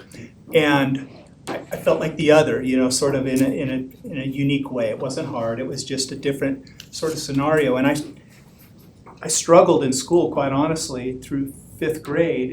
It was just, there was sort of aspects of bullying and just sort of being outside for the most part. I didn't get beat up or stuff, but it was just sort of that different, I was a different guy. And Mr. Thompson, my 5th grade teacher, identified me as unique. I ended up in what was sort of the then equivalent back in the early 70s of the GT sort of designation, and that was a life changer for me, right? You know, and so my cycle has been, I've gone to law school and done some things that are, you know, relatively successful. And ever since that, if you recognize my career, I work with schools all over the state, largely in El Paso County in the southern part of the state. And my driving instinct is to find opportunities for kids that don't fit elsewhere. And so I'm working with Dan's school. I really appreciate what they're doing, the Classical Academy, and I hope you say yes to that, and I assume you might. But that school fits my kids and fits some people like me, but there's kids that aren't like me. And I ran into John Hall, who's the sort of the founder, originator, the ED of Pathways Management Group, which is behind this organization. And John was a non-identified dyslexic all the way through college, struggled immensely, and when I heard his story 3 years ago, Abby maybe, it was so resonant with me to see that he was on a mission. And so Pathways has been a program that successfully provides kids with credit recovery opportunities who have fallen out of public schools for other reasons. And I recognize that you had a number of questions arising out of the last presentation. There was maybe some unmet expectations in terms of the way we described what our program was. But I harken back to my world and the relationship I had with Mr. Thompson, which it was just that sort of thing. It was like Jill, a couple weeks ago, or whenever it was, you talked about Teacher Appreciation Week and the story about how a teacher goes into this, Walmart later and then kids just run to them, right? And I was all in with that because that's my experience. And John wants to provide that experience to kids in Colorado Springs. Gateway would be in the northeast section of the district, right adjacent to my friends in District 49. We'll probably steal some kids. To an earlier question, I suspect I know legal counsel over in D49. Maybe we can make an arrangement for busing over and back. I love how the local districts have begun to work together in some really constructive ways on projects to help all the kids in El Paso County. And I do recognize that there's not a lot of programs. I know we've got East Lake down here and schools like that down here, but programs up in that quadrant up towards adjacent to D20, adjacent to D49, where we've got Patriot all the way out in Falcon, but nothing else really right in that area to serve those kids. I think it's really wisdom that they've chosen that location. This school is in the northeast area. We don't have a spot. We're gonna make sure we've got a place with sidewalks so that busing is safe and access is safe, but it's gonna be in the northeast section of the district. Okay, thank you. This school is more than anything built out of relationships. It's teacher relationships with the students that is the defining, differentiating factor in this school. And I know we've got credit recovery programs within the district, And as external partners in the charter schools that we've got, this is locationally different and it's designed different because it is about partnering with kids in small cohorts, a little bit longer school year with a real focus on they need to hit 70% success rates and I was a 2-year teacher in Southern California. I failed out, just that wasn't gonna be my gig. I don't speak education ease in the great eloquent way that Dan did, but they're gonna focus on every 45 days, you gotta do a checkup, and if you're not making progress, we circle back around and start again. We're not going to be protective of our students. We talked with Michael Gall and Brandon and Tom and Chris and those folks about the fact that we want kids to be successful enough that they can get back to Coronado and finish out their year in the coordinated high school if that's their dream. We want to partner truly with the district. And we want to start modestly, 120 kids, grow to maybe 300 after the 3rd, 4th year. That's our apex. We've got a fantastic board. Darcy's sitting next to me here, and I'll let her introduce herself. But our other board members are Curtis, who's Curtis was on the board, is going to step down, I think. Is that correct? Yes. We've got Victoria Contreras, mom with real personal experience with kids that struggle in education, dyslexia. She's a board member for an organization called Colorado Hands and Voices. She's got a business management background. Wait, Colorado what? Hands and Voices, is that correct, Abby? Thank you. What is it? It's a they help students and kids, specifically, I don't want to speak for her, but she has personal experience with her own child being dyslexic with some speech therapy issues, and so she is very well involved, and they want voices to her. They want to be able to help other students and families that also go through this. We've got Roberta, who's an education professional. She was a teacher. She's now a director of teacher certification. Sean Harding's a business and finance background. I'm sorry, I don't know these folks, and so I'm just going from the bios that I've got. Yeah, because I couldn't find these people. And then So Roberta's a teacher. Was a teacher. She's now director of teacher certification, and so she's in higher ed. Okay. And then we've got Sean Harding with a business and finance background. He's volunteers for a number of boards and nonprofits and that sort of thing. Okay, thank you. Yeah. I'm going to defer to the folks online for this, the specifics. Do you use maps or whatever, those sorts of questions. They'll be the experts there. Darcy, I don't know if you want to say a couple words, but. I know most of you, but for those who don't know me, my name's Darcy Sheeney. I'm a mother. My kids are here with me tonight. I specialize in policy writing. I previously served on the board at St. Peter, where my kids go to school.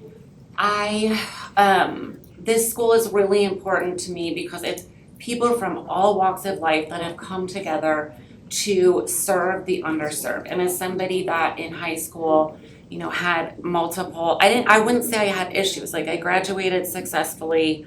I went on to college. I graduated from college.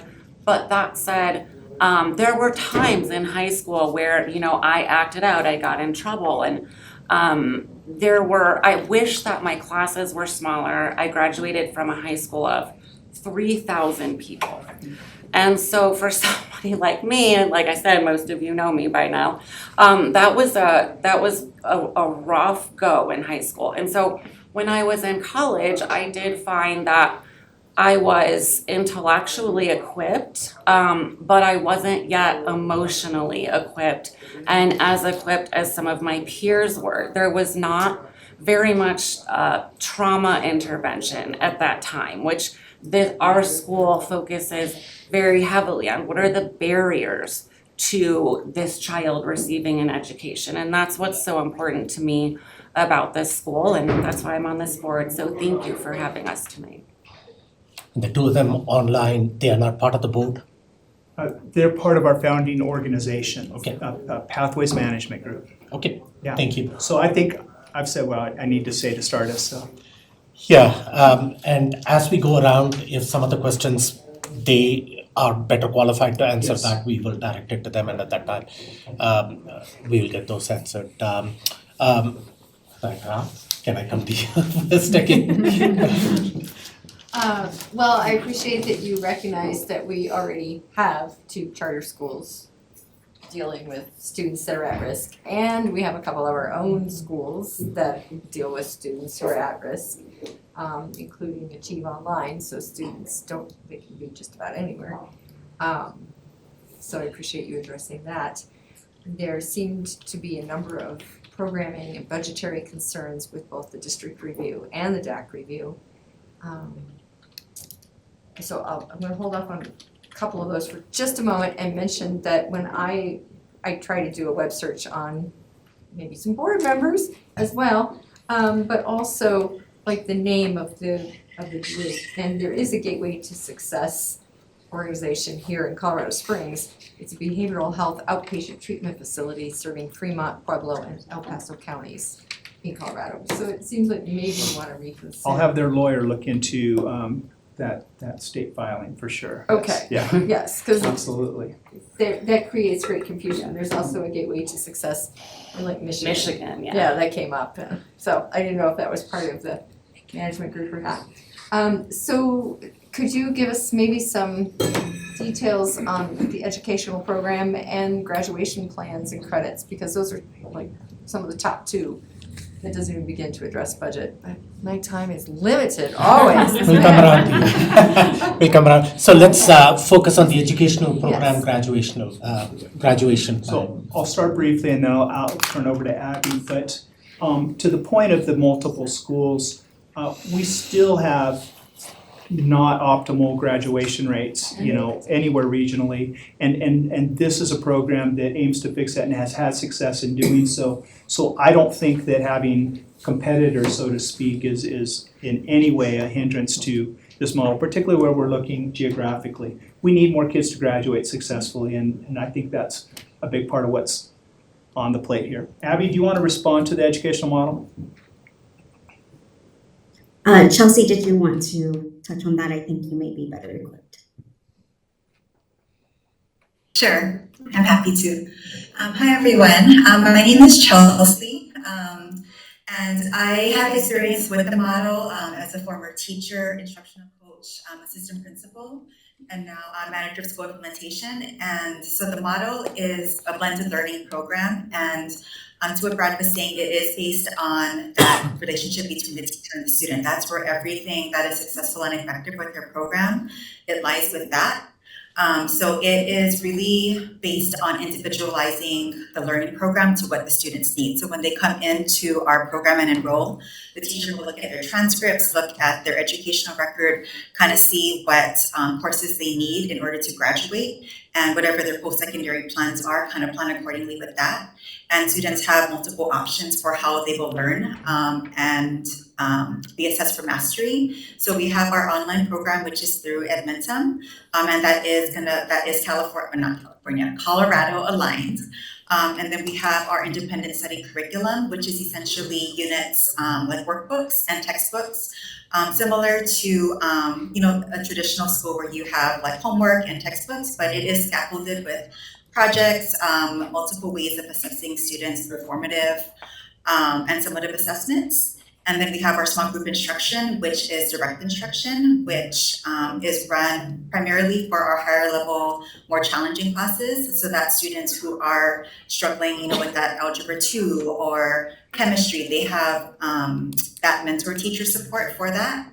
So it's a blend of every of those 3 different modalities. So if a student really likes that paper to pencil, they work better with note taking, with highlighting, they would be primarily the IS workbooks, independent study workbooks. If they really do well with direct instruction, then they would take a course with that, and they can do a blending of both.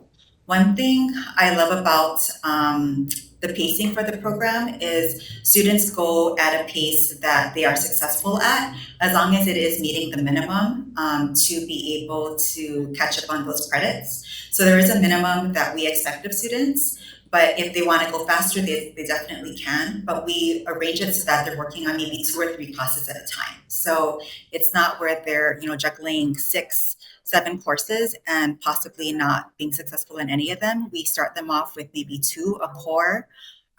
For sure, it's usually English or math, and then maybe like a social studies, something to complement that. And they will go back and forth and complete those units. And that is assessed at the end of every learning period or month. And that's how we assess to make sure that students are progressing, that progress monitoring is happening every month. So that we are able to catch and intervene if we notice that a student is falling behind or not being successful in terms of study habits, attendance, learning, anything like that.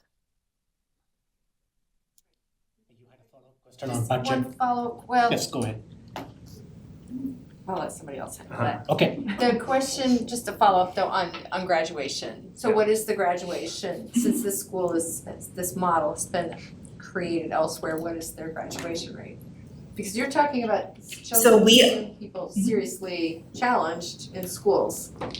So I'm curious. So they have the same graduation requirements as our authorizer. So we don't dilute any of the requirements. They are still held to those requirements. So I believe in Colorado, it's the 4 years of English, the 3 math, the 3 science, 3 social studies, the health. All of those requirements are still embedded.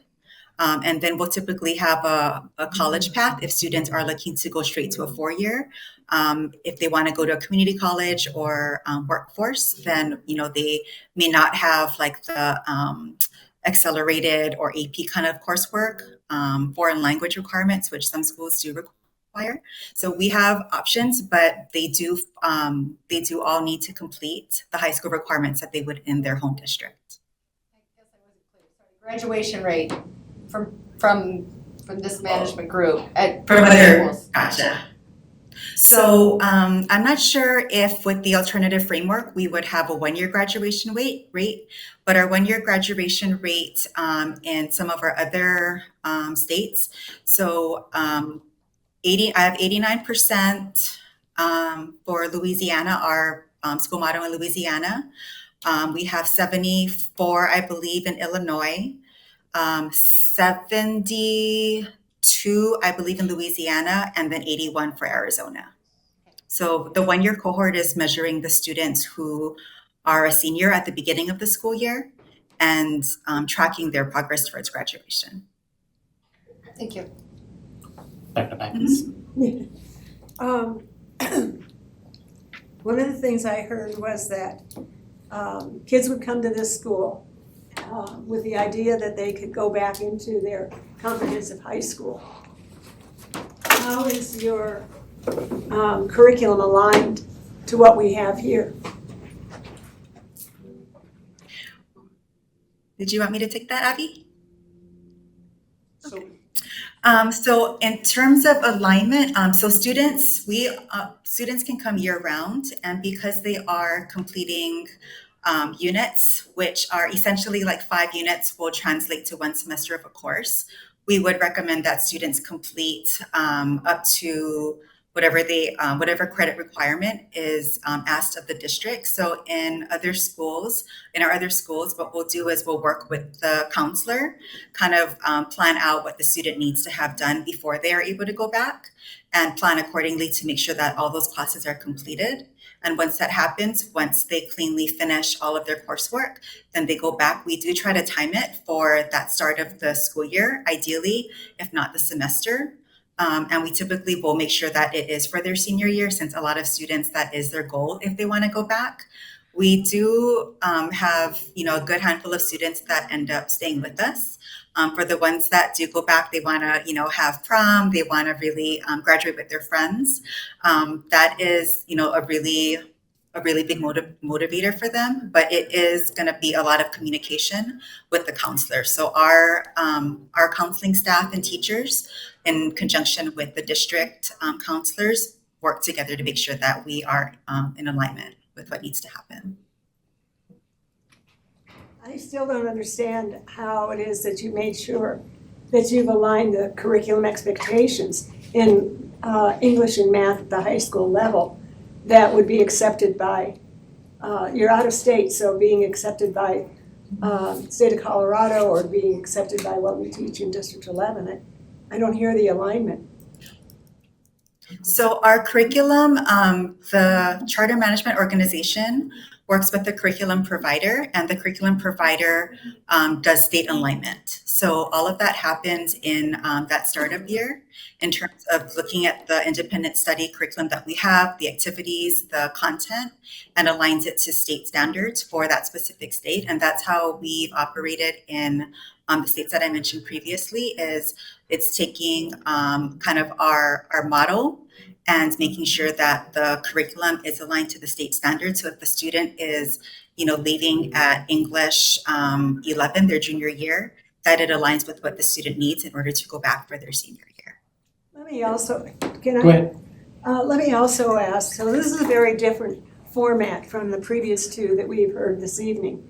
So you guys are out of state. How is it that we don't have, other than Darcy, who said very little, presenting this application to us? I don't understand. If the question is having Local involvement. board members? Yeah. So we had one who was unable to come, Darcy was able to come. The truth of it is we're 15 months away. We're gonna work on that board and that composition and build that team. Gotcha. Okay. Thank you. I do want to share that all the board members do live in Colorado. The other two are about 30 minutes, 40 minutes away. And one of them does work in Colorado Springs. And we do want to, of course, expand the board and have more parents from Colorado Springs. I think the only pushback I've received from parents that I did, talk about with our school was the lack of trust with the district. They just weren't too sure if it would really matter. But of course, they do support us. We do have their names. I do have their contact. I have their testimonials. They're more than happy to support. They just weren't sure about if the school, is something that the district would want to also support because of the programs that they currently have aren't working. So they just weren't sure if. I think there's just some communication there where they just want to ensure that we are approved, and then they would like to join the board so that they know that this is something that the district also sees with their vision. They want this model to happen, but I think from previous board meetings they've attended or schools that their students went to, they just weren't as content. I've spoken with a few parents and I have a few of their testimonials. I think I've sent a few to Chris and had maybe one or two on the application, but not too much. And they are more than happy to speak with the district as well on the side. Thank you. Just as far as consistency goes, sharing what does the district review said and also the DAC review, and you are aware of it, the district review was, this application was partially developed. And the DAC was some areas fully developed, some areas mostly developed, other areas partially developed. Is there some noise in the background? If you can mute yourself. Thank you. Director Gary. Any questions? Yeah, this was sort of addressed earlier, but I just want to ask it in a slightly different way. We have a number of programs that focus on kind of rehabilitation and working with our most at-risk students. What do you see as your comparative advantage for that niche?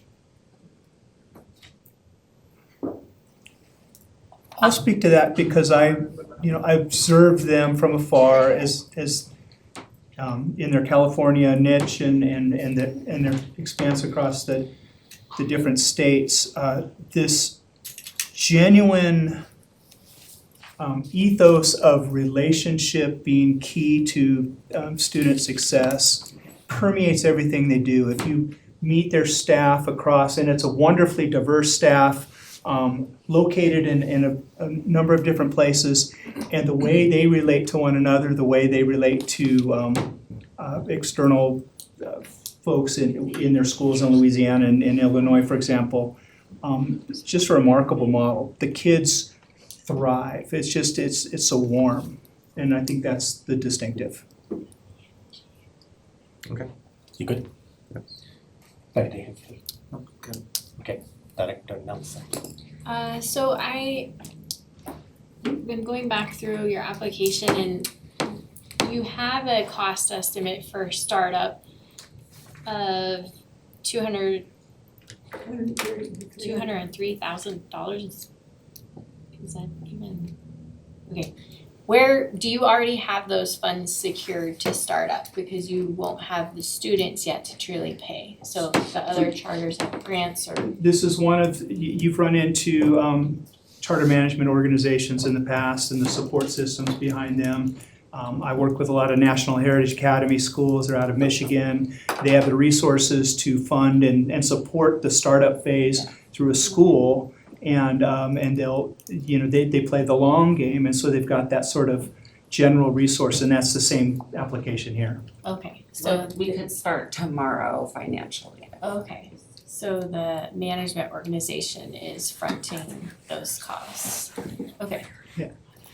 I've been working with their team on things like the CCSP and other opportunities as well, and I'm sure they'll seek to access those, but fundamentally the organization can bear it. Okay.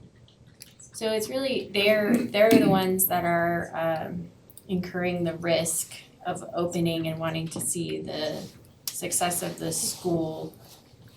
I think it's been touched on already, but I also am struggling that we have 6 schools that meet this need already in our system and just trying to rationalize, is there really a need for that? I mean, we've even wondered if we should be consolidating ourselves and so I think those are just some of the things that I'm kind of playing out. I also am a big advocate of choice, and if parents want your school to open and if they're going to attend, then more power to you. There are still, Lauren, a ton of students who access programs like Goal Academy because there aren't enough resources locally in-house. We've got some great ones here, but going online's second best, and if we can do something that's real, it's better.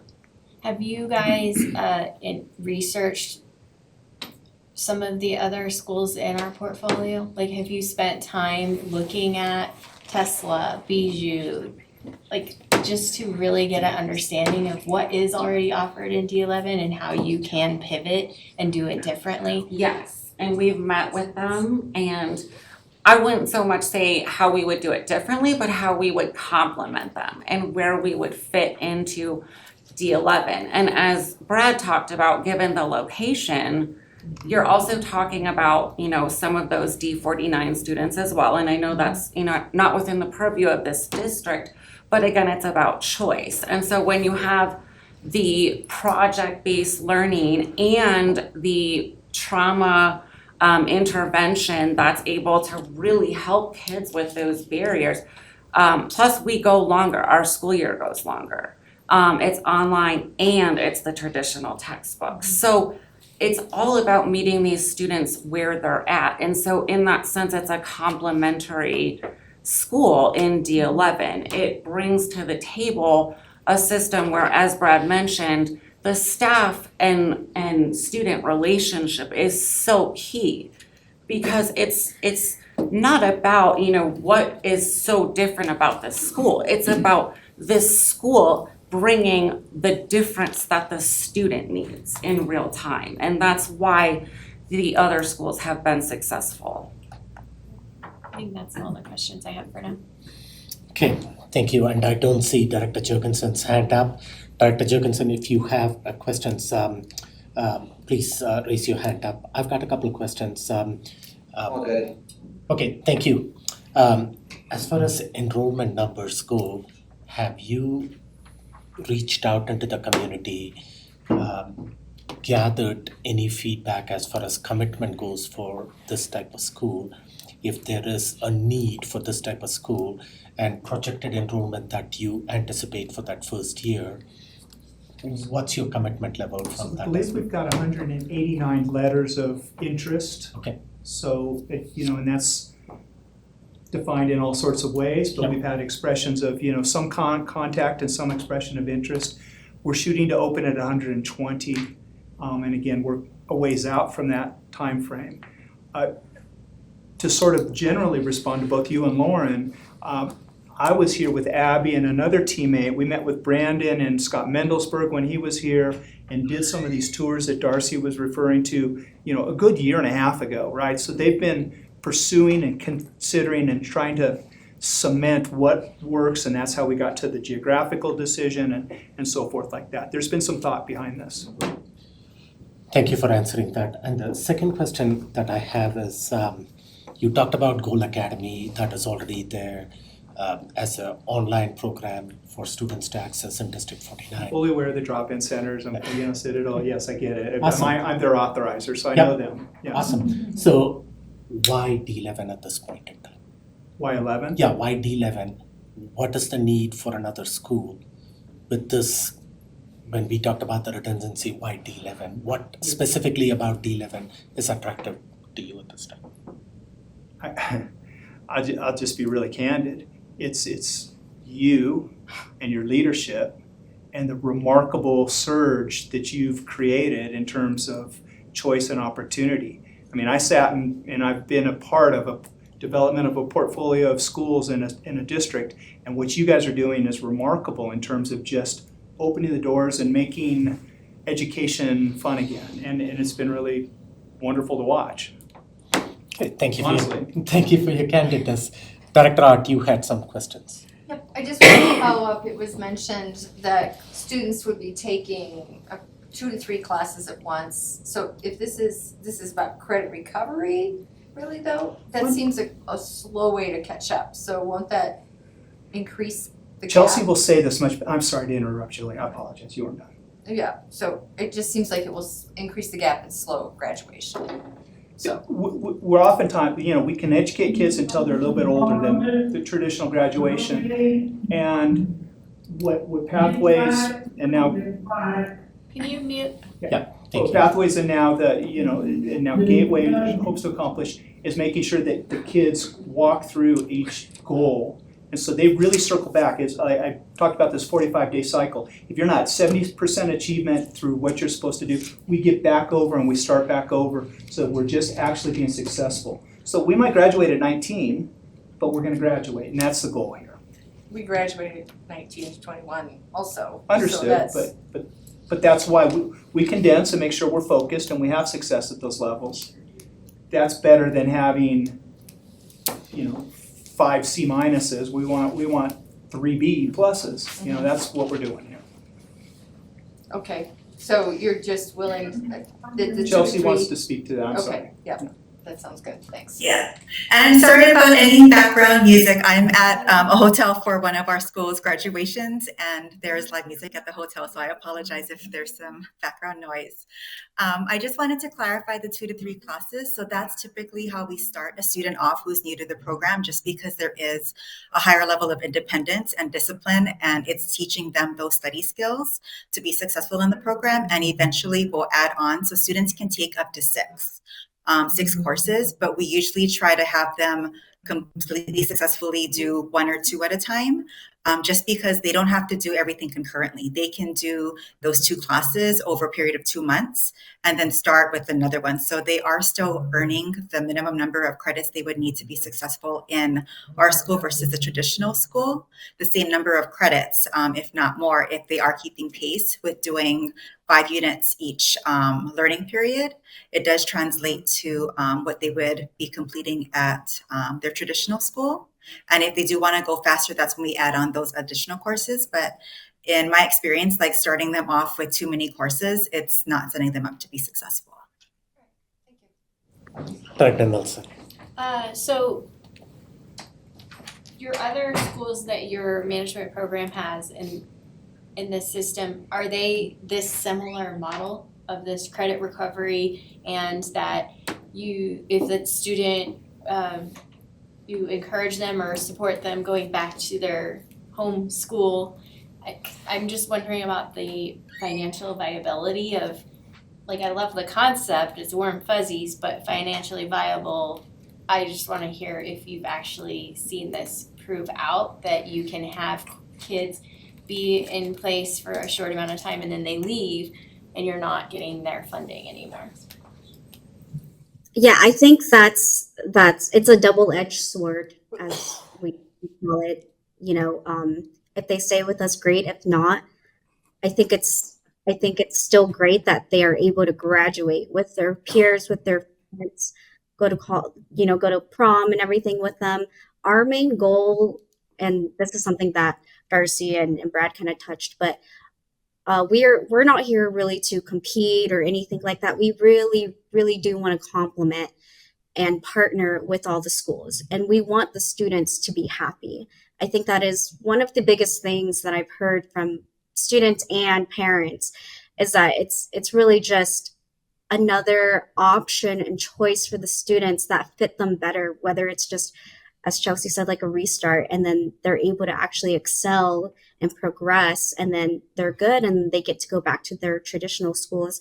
It's a cost that the management company can eat, but because we've been so successful, and students have been so happy with us, and teachers have been very happy with us, the retention is great, and we've always had a great kind of like family here, where we really have more time with each other, to trust each other, and it's something that we know that it may take a cost now, but in the long run, it's a win-win for everyone, for the students, for the district, for us, for everybody. So you do have a financially viable way to have that Yes, so model. the school will never be in a negative. We have a cash flow ensuring that they're always in the positive. There is a loan, but we don't even charge the school or have them pay that interest or anything until they're ready to, because we don't want school to fall. We don't want them to have any financial issues like that. We've seen other schools go through that, and we don't want them to go through that. So it's really about helping the students, and the reason why is because we feel education nowadays, a lot of students see it as a chore. Some people just don't care for it as much. And the president, he was dyslexic, as Brad mentioned, and no one believed in him. Everyone thought he was going to fail. He was not going to go to college, and he was able to go to college. He was able to be a successful businessman, and he was able to help open schools. And we've seen students who have succeeded, wanted to start their own businesses, and they've done that, and we were there to help them. So I think when we see those little successes and the smiles and the families' faces and the students like making it, I think that's where our management company realized, like, this is worth it. Like, we'll cry now maybe for some of the cost, but at the end of it, we're all crying in happy tears and joy. So yes, we are very aware of that. How many And to add on to, go ahead. I was just going to add that I think starting with a really strong motto and teachers to really implement it well and connect with students and carry out the motto the way it was intended, I think creates a quality program where it kind of speaks for itself. So a lot of the students come to us through word of mouth. And I think so even if we do have those situations where students return to their home school, it's not going to be where we were, heavily dependent on that senior. Like, ideally, if we are running our program well, the way it's intended, then there will be other students who have that need for a program like ours. And it won't be where we need to hold on to every senior, because that's part of educational choice, is where they want to be. And if we are doing our job getting them to where they need to be to graduate and they choose to go back, then I think that's something, like Abby mentioned, we wholeheartedly support that. That's their goal, that's their dream. We're there to make that happen. And there are other students that, we are open to serving them. So I think that's kind of the mentality that we have across all of our schools. How many schools have you opened and are continuing to operate under this model?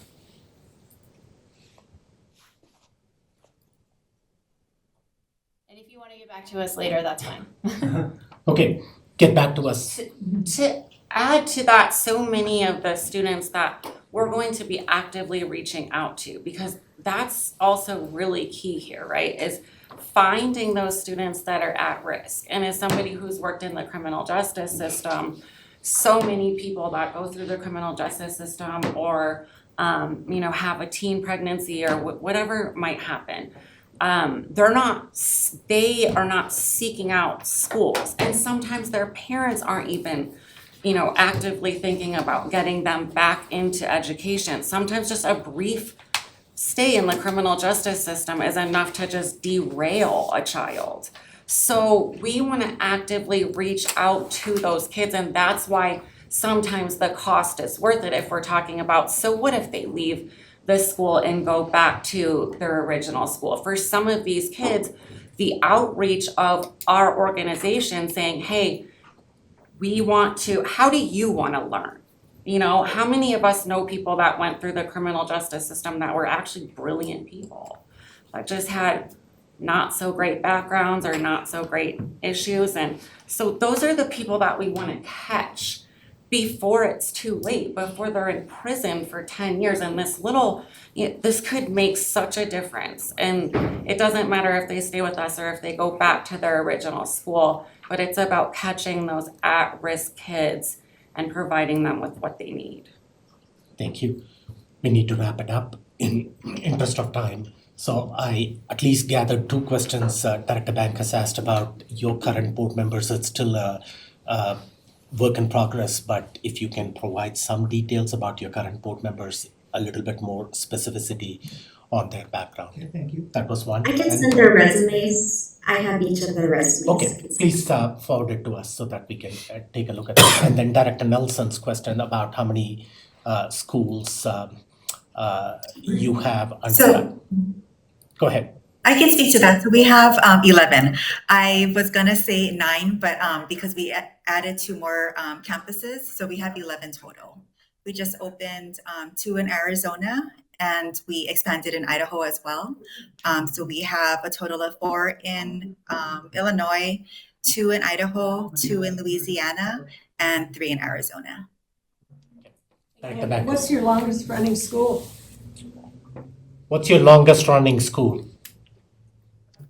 I believe that would be our one of our Illinois campuses, and our I believe it was 2006, I want to say. So roughly about 18 years or so. Okay. It's been pretty long, and I do want to share that started as a 1 year, and they've, ever since, they've loved the program. They expanded it. They've opened more centers to where they've even had over 1,500 students, and they continue to expand and help because it's been very successful. So. Okay. Thank you. Are there any other questions from the board at this time? Even though we may not address it at this point in time, but at least they can get back to us in the next few days. Any outlying questions? And I'm going to, if possible, turn over to Mr. Kilroy or Dr. Comfort to provide the board a little bit of background on your review itself, because your review rated this application as partially met. Is that what you guys gave? Partially developed. Can you give us a little bit of background on that? Yeah, I mean, the first 6 years of my career were in alternative schools, so I really do appreciate the model. And I like the fact that there's energy behind trying to capture these kids. Like, this is something that I really believe in. The 2 areas of concern, I would say, one is something I think that even as a district now that we wrestle with is the school, and I'm going to quote Dr. X over here, is the school a destination school or is it a treatment? And I think when those get confused, the school becomes very complicated. Like, are we working with kids long-term, or are we working them for a 6-week window and then returning them? That gets complicated. Do I have the answer? I don't. So that was one. And again, it goes just back to the redundancy. With the number of alternative campuses that we have right now, is this set apart enough and offering a model that is so distinctly unique that it's value added? or is it redundant, right? Because we have Tesla, Bijou, Achieve, Digital, we have Community Prep, we have Eastlake. And so those are the reservations that I have when I reviewed it. So it's really kind of, I'm giving you mixed feedback because I am a proponent of alternative education and this kind of intervention, but I am also wrestling with those two things. Is it treatment or is it destination? And then is it redundant or is it value added? Okay. And the application itself, as far as partially developed goes, were there areas in the application that was not meeting the district's expectations? Yeah, Is let that- me respond. I think the application, I think Mr. Miller kind of mentioned this to begin with. It wasn't as robust as I think what we saw in the two other applications and maybe as we hoped. I think what we're seeing is a national organization that has success, and then what's the local application of that. I don't think that there's areas in the application that couldn't be addressed over the next 15 months. But in terms of what was submitted, it was thin in some areas that led to, I think, both the DAC and the district reviews being kind of partially meeting expectations. Okay, thank you so much.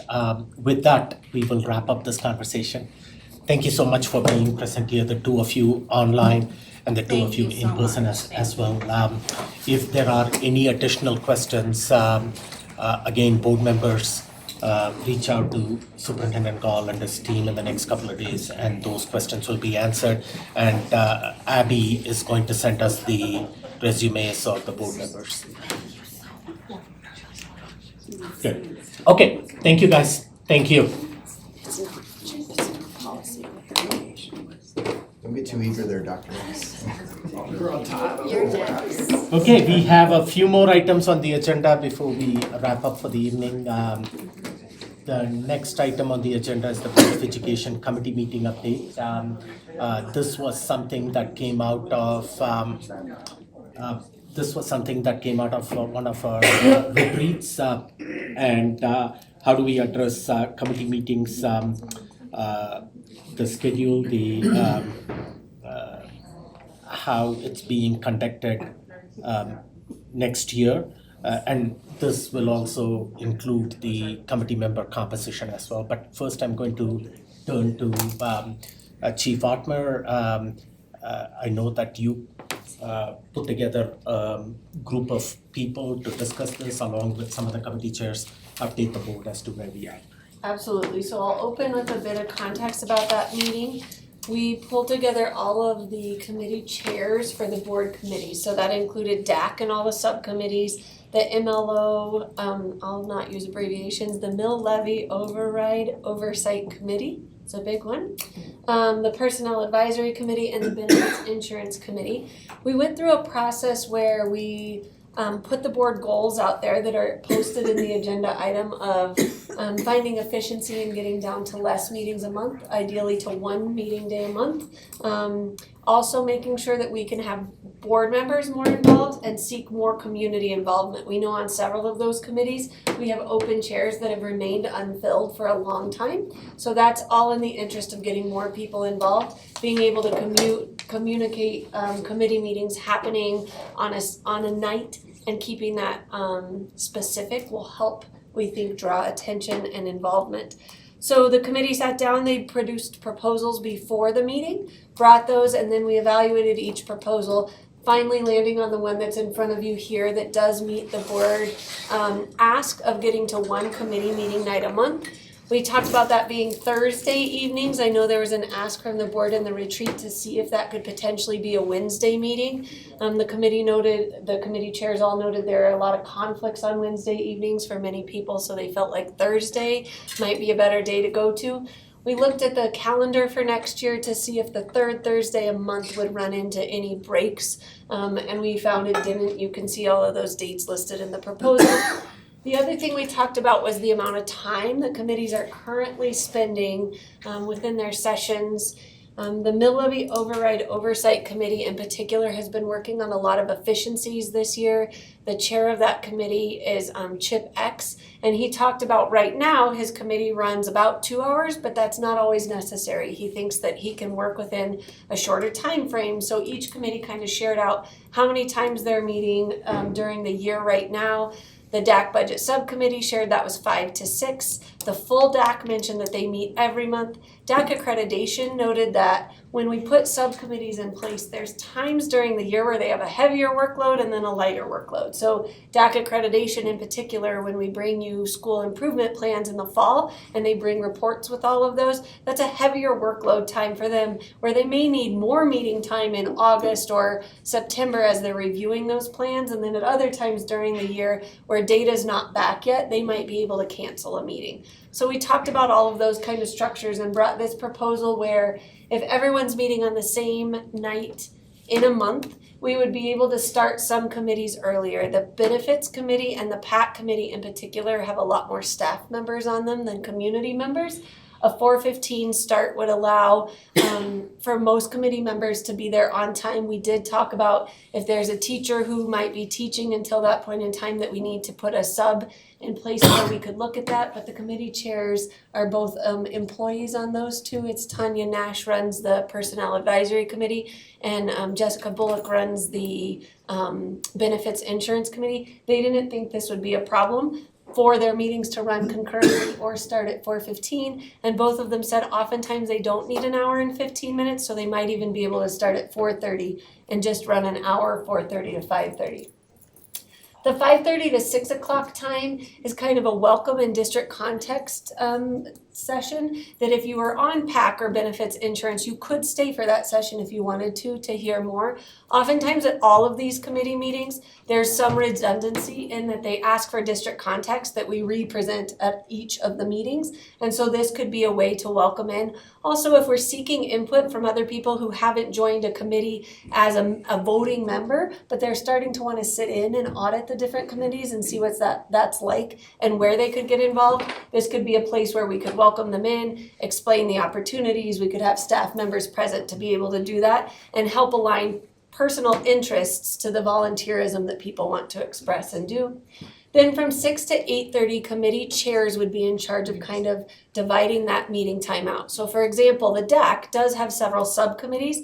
They have that 2.5 hour time period then to determine maybe 1 month they give more minutes to DAC accreditation because that subcommittee needs to do a larger workload lift than another subcommittee, or the full DAC may take more of that agenda meeting time during another point in the school year, but we would work with them in their agenda setting meetings to make sure that all presentations and all work that's there is aligned and directly connected to their charges to make sure they can deliver on those for you.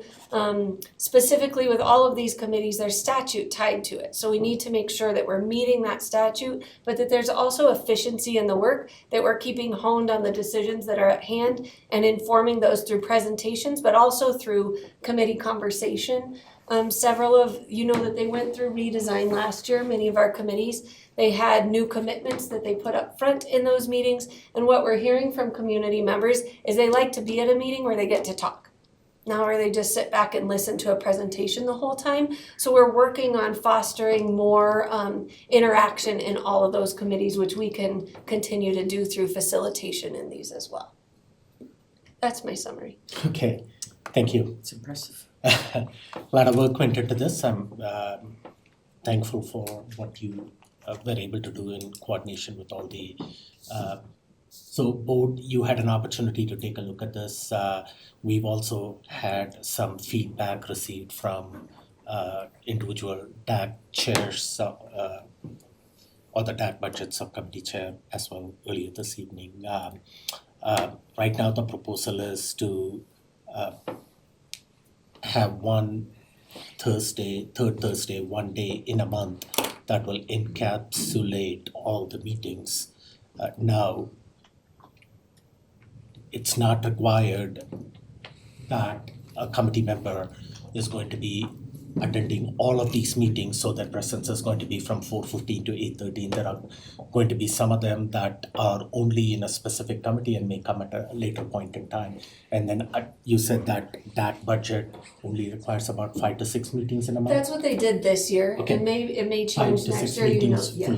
yes. Yeah, around that, and then DAC accreditation varies depending on what they're. And they had more meetings than that this year, but they did say they found times where, for example, a spring data set wasn't available yet, like the 5Es wasn't available yet, and so they needed to kind of wait on that data set to come in to do meaningful work. There was, I should name too, there was, especially from DAC, and I think you heard a little bit of that tonight, some concern that will this be enough time? And we have structures to change too. So that's something that the committee is those committee chairs are kind of thinking about. They're having to reimagine what an agenda would look like right now, so they're unsure if this is going to be enough time or not. Okay, questions or comments from the board at this time?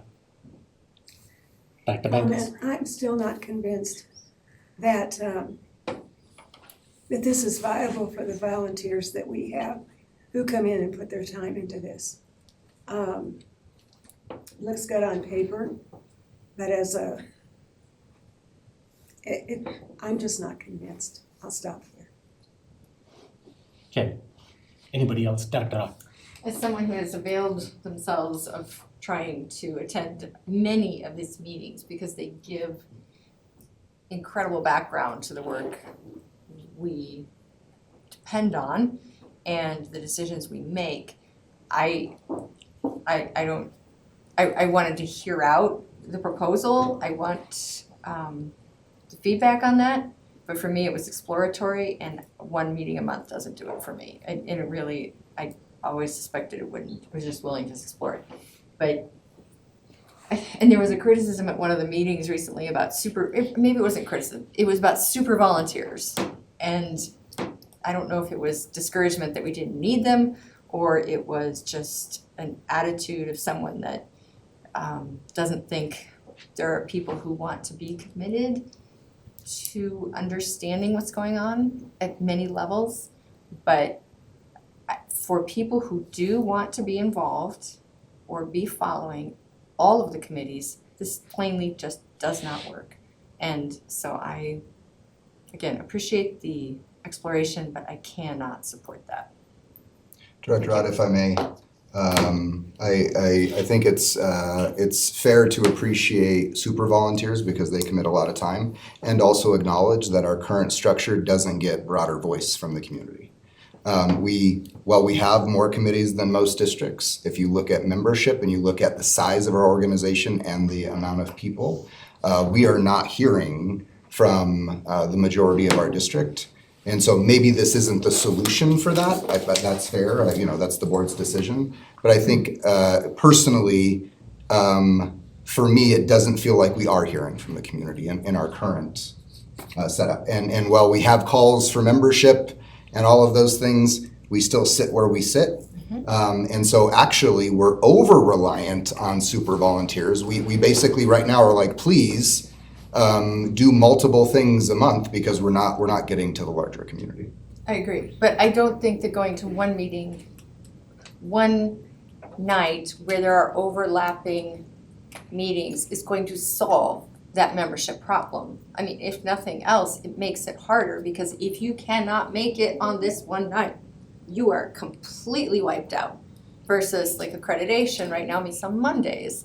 Budget subcommittee meets on Tuesdays. So if I can't meet on Mondays, but I still have an interest, maybe I can come on Tuesdays or vice versa, or Thursdays for the greater DAC. Absolutely, we want to broaden the support, but I don't think going to one meeting night is the answer for that either. So I hear you, I agree with you on much of it. I just don't think it's going to help this, super volunteer or not. So, okay, thanks. Thanks for that feedback, Director Haefley. So this proposal meets the asks that we gave. And with all due respect, we're not gonna know until we try it. So if the only way to know if it's meeting our goals is if we try it. So if I would like to respectfully request we start with once a month. With the amount of talent and intelligence and insight around the table, we're well positioned to figure out if this is the right step forward. And if it isn't, then we can reassess it semester. Nothing's written in stone, but my goodness, why not give it a try? Give it an opportunity to work. I think we're already going to see impacts, or within the next 4 months, we will see an impact on people who disagree enough that they will be stepping down from some of these committees. Which will not certainly coming back. broaden opportunity. And not coming back. Right, so. I respectfully disagree. When talking to folks at whatever meeting that was and asked them, and the questions came up that were on some form of information that we all got, would there be enough time for us to do all the work that we need to do? Then one of the, and I agree with the comment that people will be more engaged when they get a chance to talk. And if you can silo down the opportunity to be focused on whatever that agenda happens to be in an hour and a half. Excuse me. In an hour and a half, it gives people the opportunity to give their opinion and to think about it and not have to be distracted by the next meeting that they're going to. And I agree with one night a week.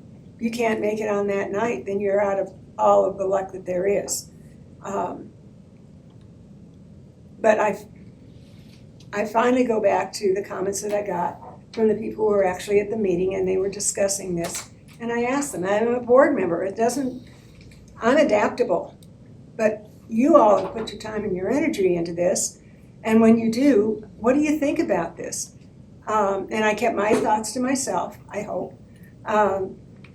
And the kind of things that Julie and I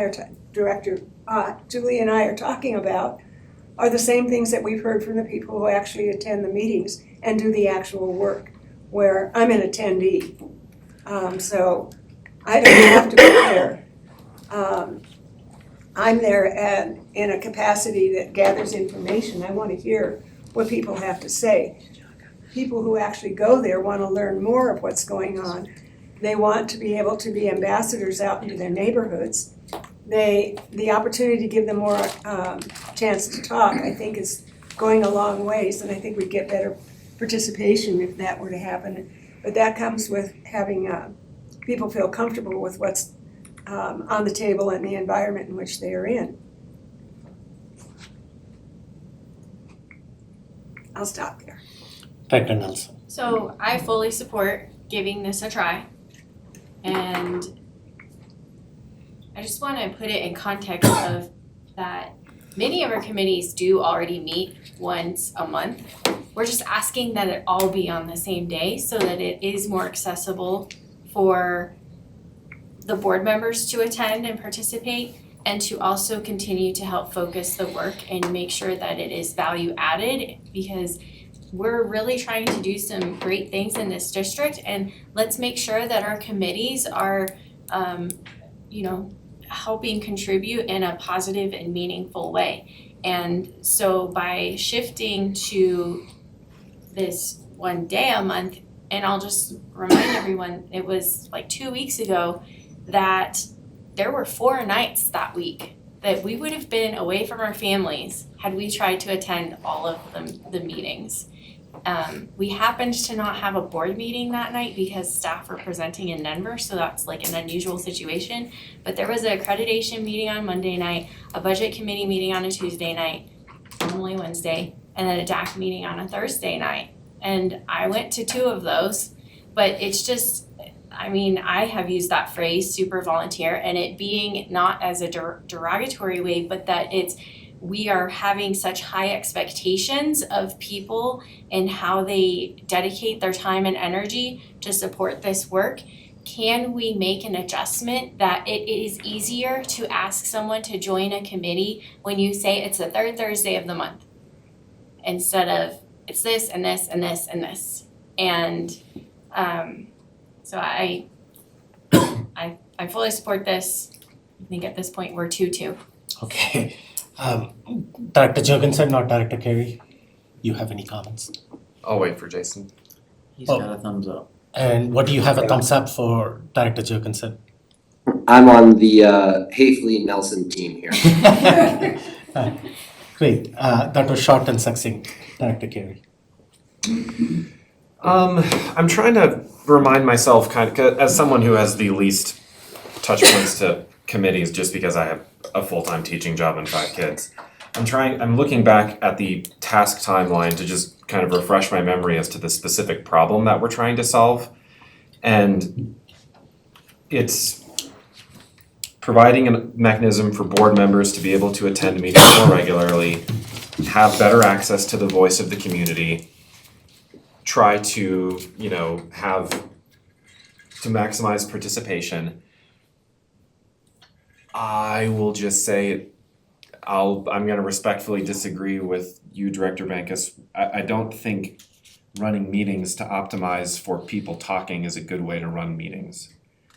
And it's very difficult for me to imagine that our committees don't have some ability to kind of compress the workflow that they are doing and spend their time more efficiently. I have no idea as to the specifics because again, I'm the board member with the least touch points here. If it turns out that one night a month is simply just not a reasonable ask, and I'm definitely open to that possibility. There are protocols in the proposal for pivoting, right? If you need to maximize as much time as possible on that Thursday, you can. If that's not viable, there's a second meeting outside of that you can schedule. Like there are provisions in here if one meeting a month is not working, and we could expand those provisions, I imagine, if we say, okay, we're gonna open it up for this option, turns out that's not enough either. I guess my feeling is that I also kind of would like to err on the side of trying things. If the alternative to this is just doing things the way we have been doing, I'm not really a fan of that. When we as a board kind of consider all the different input we have and we say, okay, this was a good proposal, we think it went too far, can we meet in the middle? I'm content with that outcome as well, but I don't want to revert to the way that we have been doing things. Okay, thank you. I appreciate the feedback. To summarize my thoughts on this, the way this has been put together right now,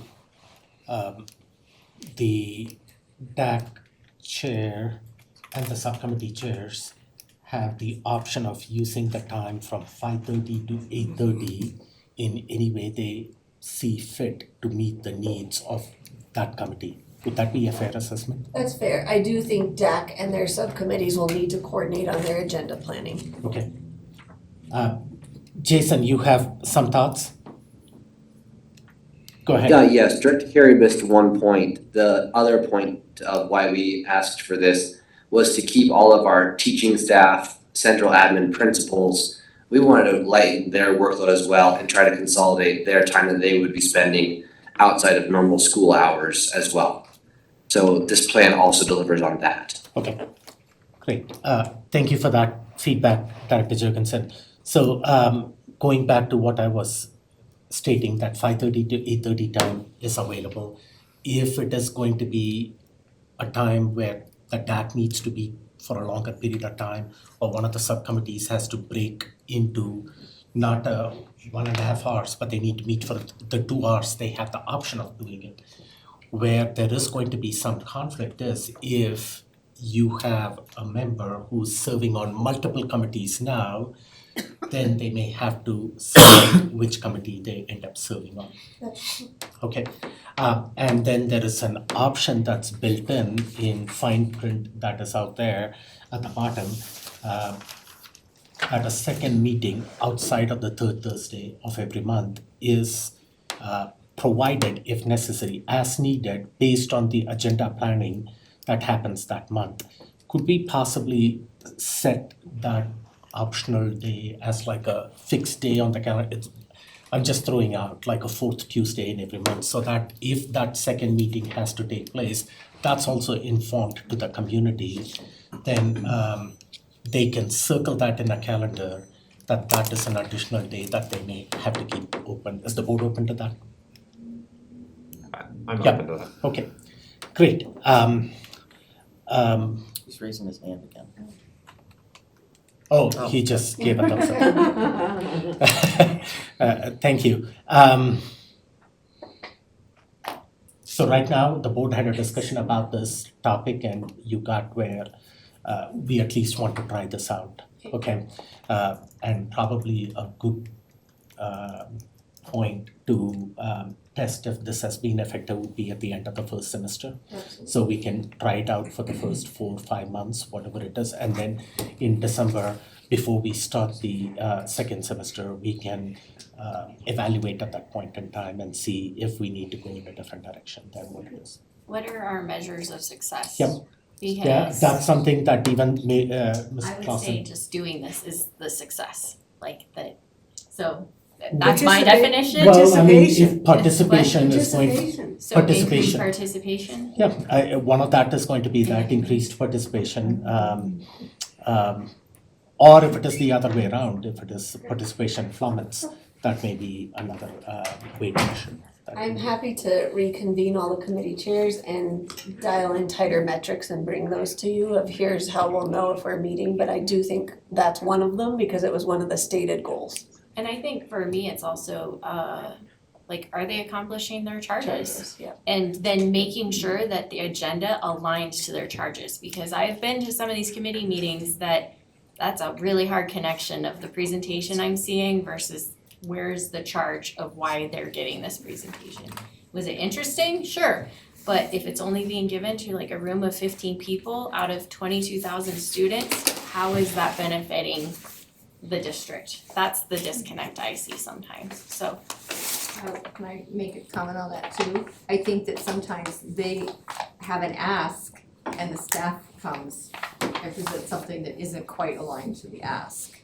And whether that's because they didn't understand the ask, or they had a presentation already ready that was meant for us, I'm not sure. Have you had that feedback this year? Yes. At least I assume it was. I'll check in on that at our agenda planning prep. It was for this year, it could have been that it was previous, but I think, yeah, so I would have to go check. So maybe the chairs as they're connecting with staff, like here is the charge, we're trying to, like you start with the charge and then you bring whatever presentation makes sense. We can hold that. In a couple of weeks, the June 11th meeting, I think, we have an end of the year report coming from the DAC. So the DAC chair would be present. I don't know if the subcommittee chairs are going to be joining her at that time. That would provide the board an opportunity to have that discussion with the DAC chair to set up some of those criteria for success and hear from them as well. One of the things that this is supposed to hopefully result in is increased board member participation as well. So are we going to see more board members coming, attending if it is going to be one day in a month? And another measure of success is that we get to be with our families more, because some of us do still attend, but. Yep. So we will have the discussion with the chair and provide some feedback at that point in time and listen to their feedback as well as to what is coming or if there is anything else that they want to identify as criteria for success at that time and get board feedback.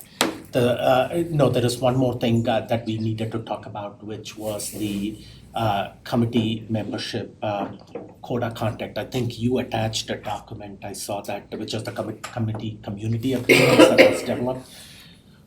And maybe I'll defer to Director Nelson what her concerns were and what is it that you would like to see come out of that committee membership agreements, the code of conduct, what the expectations. Well, you were the one that broached that idea. Okay. My ask was that we have an individual who has treated staff very disrespectfully, and I feel that this person has lost their privilege to serve on our committees.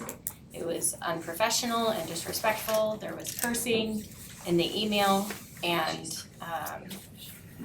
so I'm concerned That's awesome. about. That could be a starting point, that when you develop, and this would be if the board is agreeing to direct the district admin to come together with a code of conduct and what Director Nelson reflected was that unprofessional attitude by committee members, treating staff with disrespect, use of foul language and obscenities, either during the meeting itself or in subsequent email conversations that they have And had. it was not committee related. It It was was- their own personal experience they had with the district that Yeah. they sent a message. So, I mean, I think you could just add something to this slide that says we expect professionalism of our committee members in all walks of your interactions of the district, whether it's just as a parent or whatever, because you, like, when I walk out of this boardroom, I'm still a board member. Like, I still am representing the district, and those committee members are still representing us, the board. And I just think it's highly uncalled for someone to speak so disrespectfulity to others. And so you lose your privilege.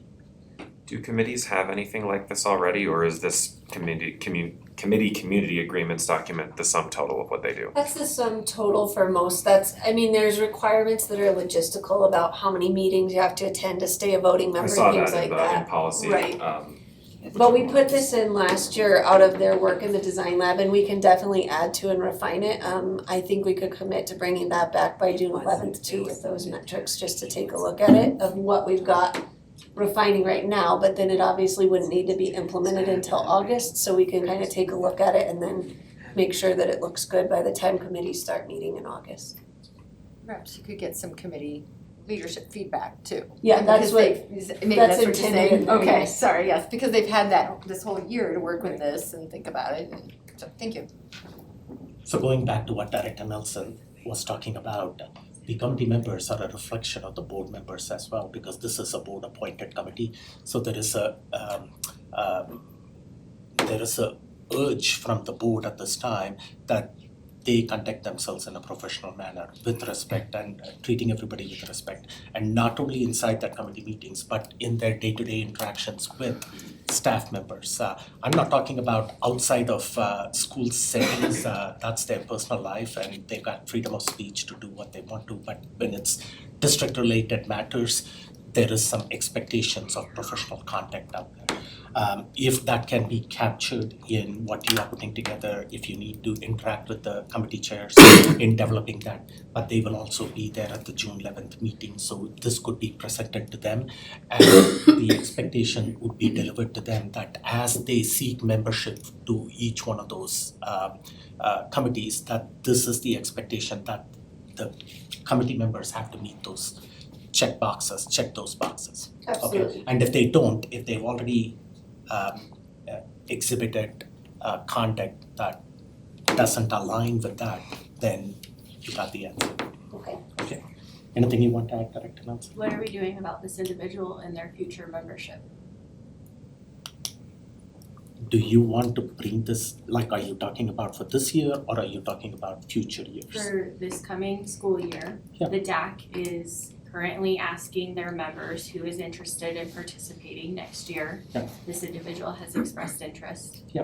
And I think I provided that answer for that when that code of conduct is being developed, You're If- saying we can't enforce this until we have the code of conduct in place? the code of conduct is going to be there in two weeks' time. No, I'm saying based on this previous behaviors, and it's, one email explicitly, but there have been prior ones that also have been not crossing the line, but up to the line. So what are you asking? Are you asking for the board to decide on this particular member at this point in time today? Yes, I'm requesting that we consider having a conversation with the individual, letting them know that based on the situation, they've lost their privilege to serve this coming school year because that person fills a gap in the DAC or fills a specific position in the DAC. And so the DAC chair needs to be aware that she needs to find another individual. Like, we have to give them time. I don't see why we would wait until October for them to come. I'm not asking about October, I'm talking about June 11th. That's when the membership. Yeah, I'm talking about June 11th. In 2 weeks' time, Ms. Otmer is going to develop a code of conduct and bring it to the board at that time. and the board is going to approve that code of conduct, maybe by thumbs up, okay, that those are the expectations that committee members should meet, and that is going to be delivered in that meeting in 2 weeks' time to the DAC chair who's going to be present at that meeting, that every member that he or she is going to put on that committee has to meet those expectations. And if they've already demonstrated a behavior that doesn't align with that code of conduct, they are automatically out of it. Okay, Okay, I that's what understand now. Okay, so unless, that's going to be communicated, unless Marian is filling out these committee memberships in the next 2 weeks, she's going to get the answer in 2 weeks' time. I'll Okay? check in with her. Okay.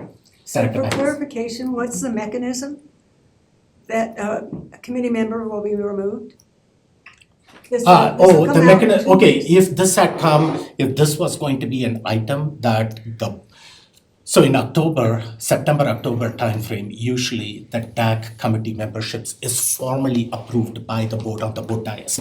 So This- after that, if in December or January, a committee member doesn't meet some of the requirements and the board wants to remove that committee So member the from DAP it, comes to the board to inform us? the DAC can come to the board, that is one option. The board can also initiate that process, but we would have to formally approve that person by name as being removed from the committee from the board dais. That's what I'm asking. So it can either come from the committee chairperson. Yep. And it comes up to the board, or the board can initiate. The board can initiate. Then it won't go on for 5 months. It won't go on for 5 months. The board can initiate it. The board can request that in a Okay. public meeting I got it. for whatever reason. Because I don't want to put it on the DAP chair. No, Or- it is or not, any of the but chairs. sometimes, This has got to be evidence-based. yeah, one of the things that we talked about was the attendance of committee members to That's meetings. easy. Yeah, if they don't attend 2 or 3 meetings in a row and they're not responsive, then it should come from the DAC chair that this person has missed multiple meetings and be removed. So, Okay. is the board good with it at this time? Yeah. Okay, thank you.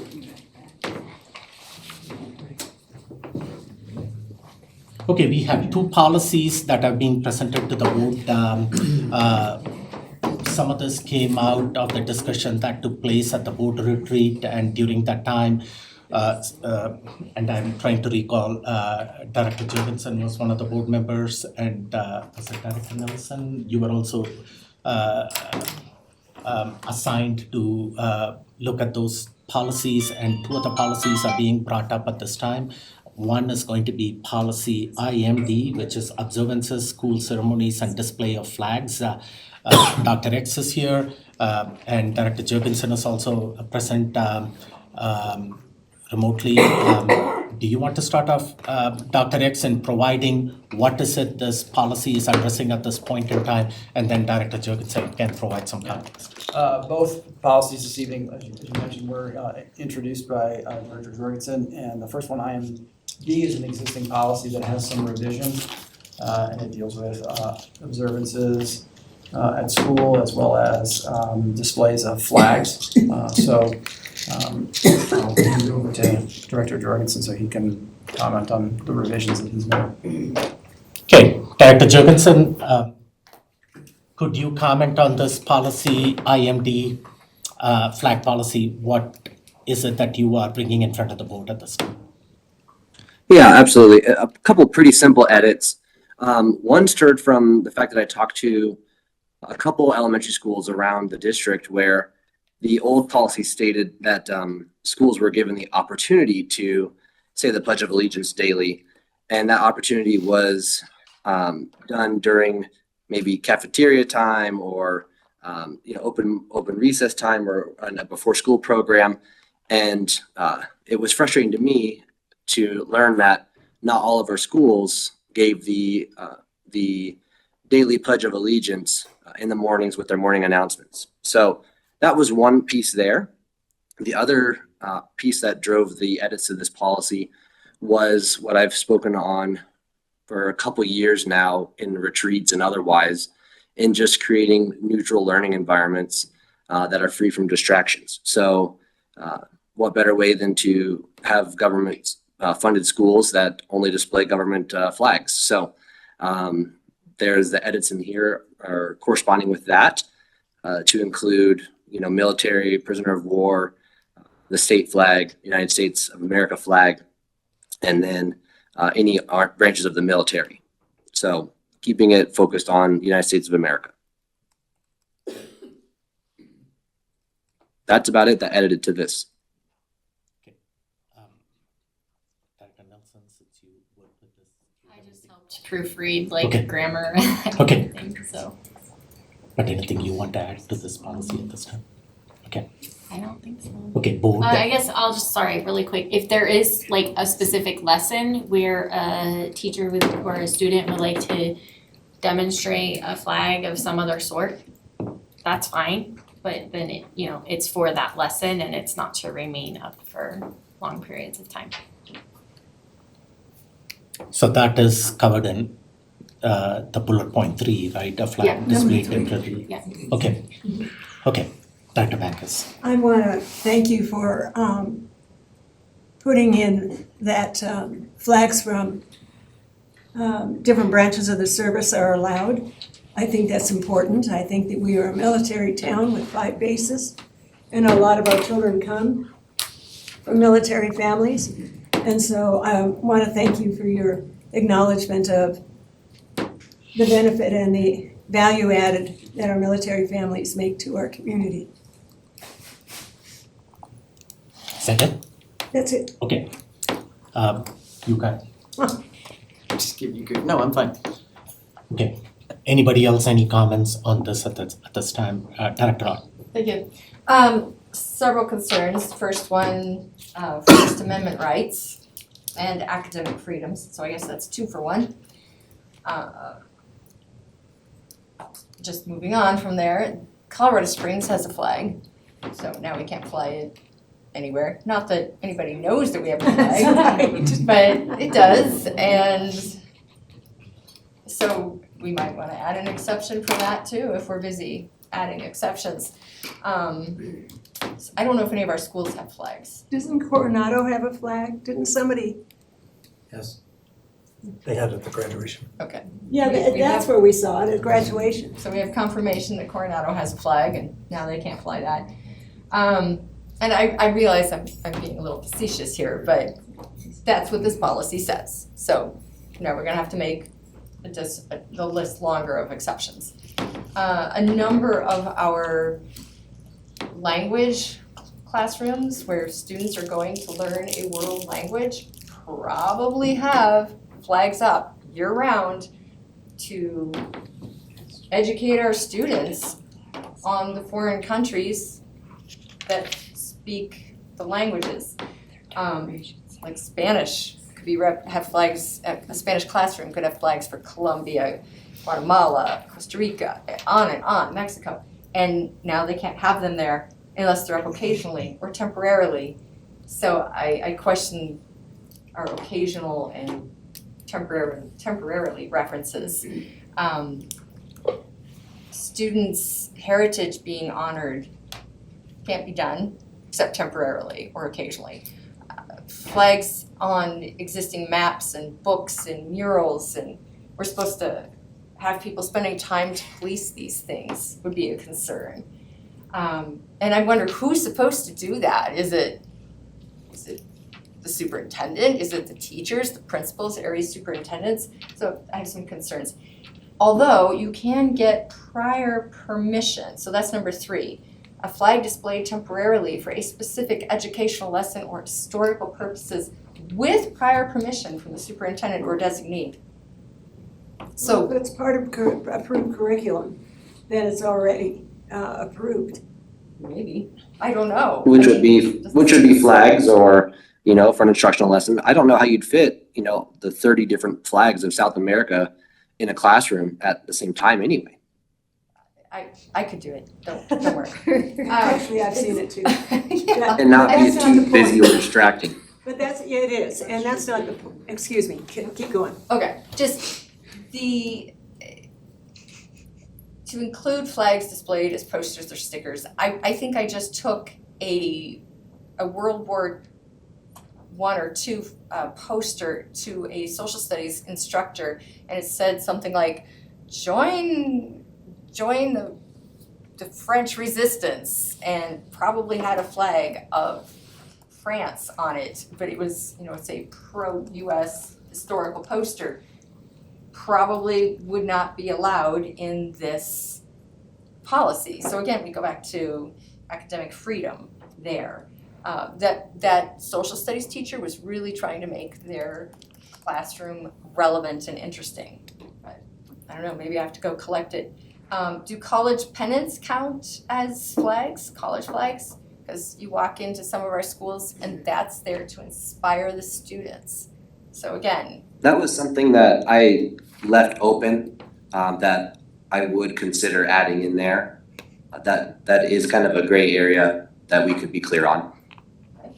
Well, Jason, what we've acted on before, if it's silent, then it's allowed.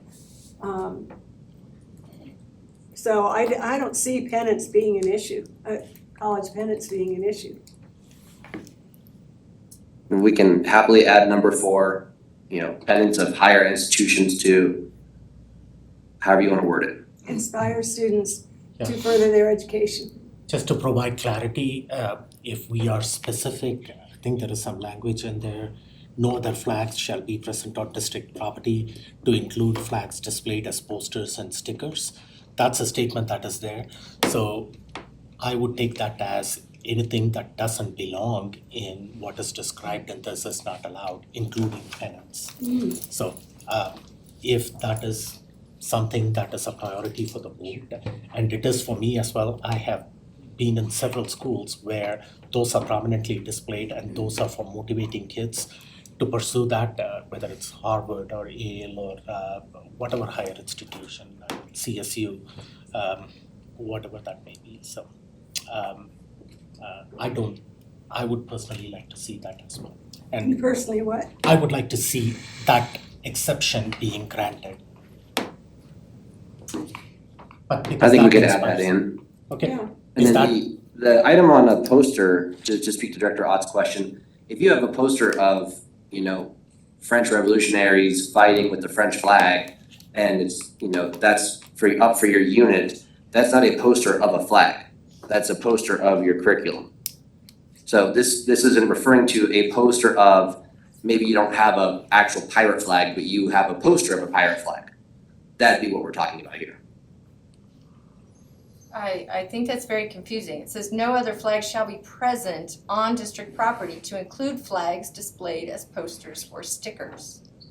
Flags displayed as posters or stickers, it's pretty clear. To include.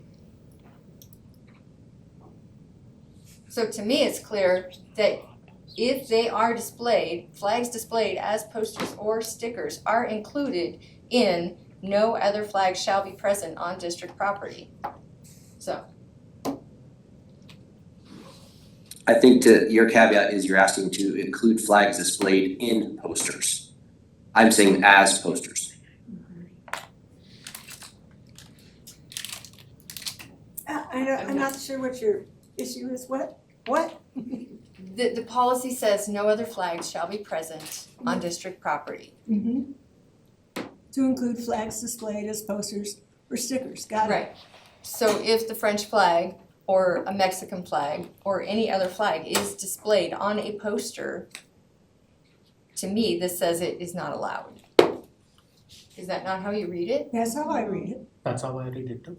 I mean, do you read it differently, Director Nelson?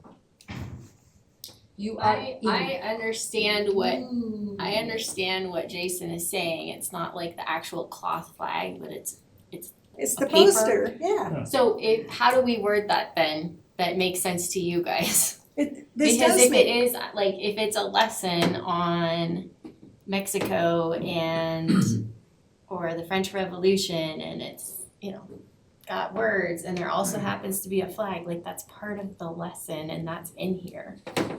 So I guess I'm not really even To be clear, this is a poster for display and just general interest, not something that would be up for curriculum. I mean, it's a recruitment poster to go fly in France on behalf of, the Allies. Then it would become an artifact part of the lesson. It's not part of the lesson though. I think he was gonna keep it up year round, so it's not occasional or Oh. temporary. That's where I'm going with That's what you're trying that to say. particular example. Okay, so I'm just gonna leave that aside and come back to concern for First Amendment rights, concern for academic freedoms.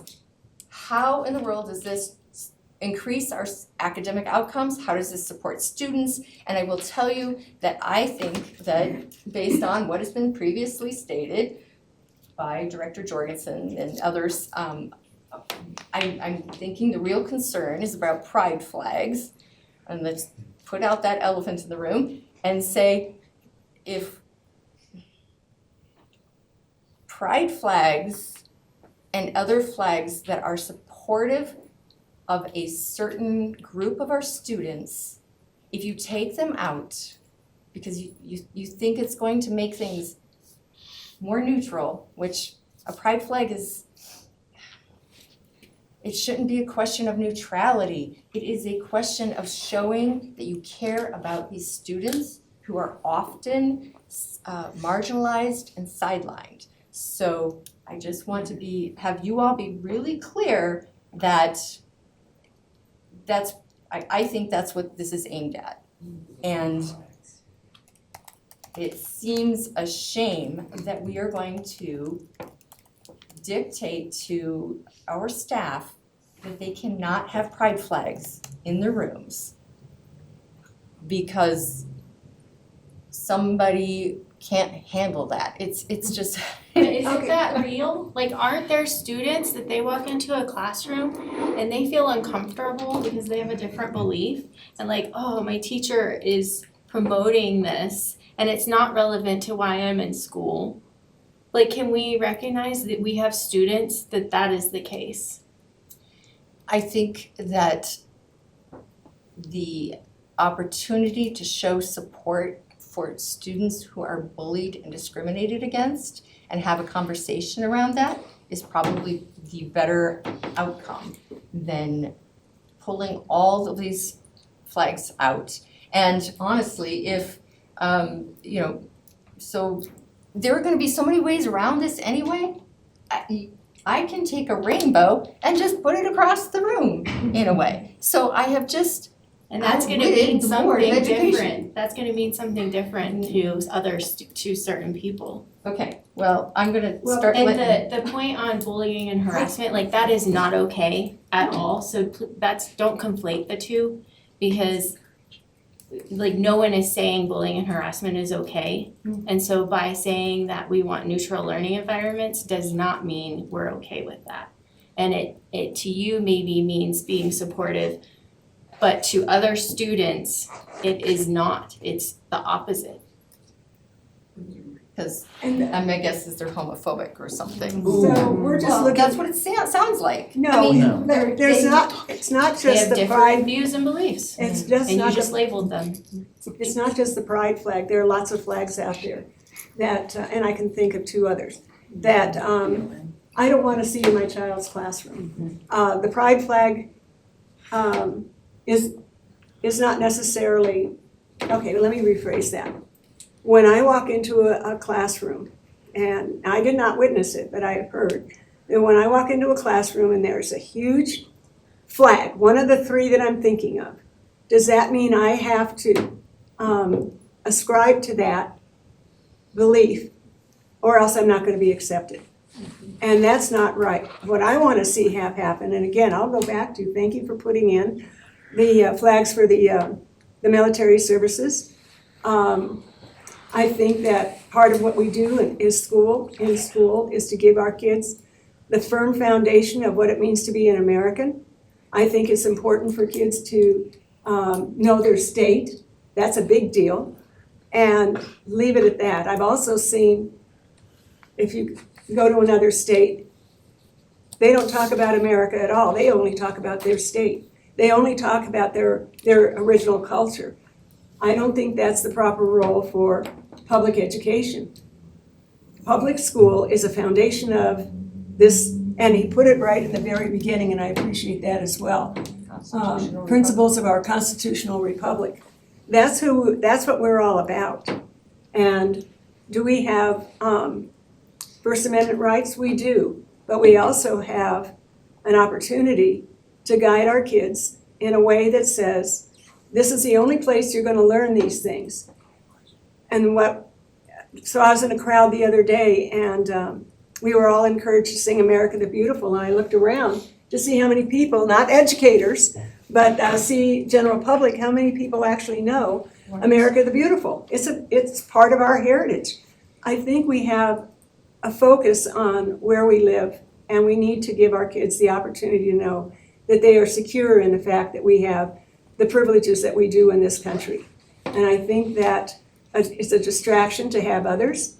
I have been in social studies classrooms where the social studies teacher had the little flags of all the countries around his room. Does that serve any purpose? I don't know. But we weren't in this day and age today. And if I want to help our kids to be fully functioning citizens of this country, then I think they need to understand that the flag stands for something. We don't make kids recite the Pledge of Allegiance. We don't make kids even stand up for the Pledge of Allegiance. So I think it's even more important that the flag stays there and that we do, and it didn't even say everybody has to say it, because in the state of Colorado, you can't do that. But I appreciate the schools who start their day by saying the Pledge of Allegiance.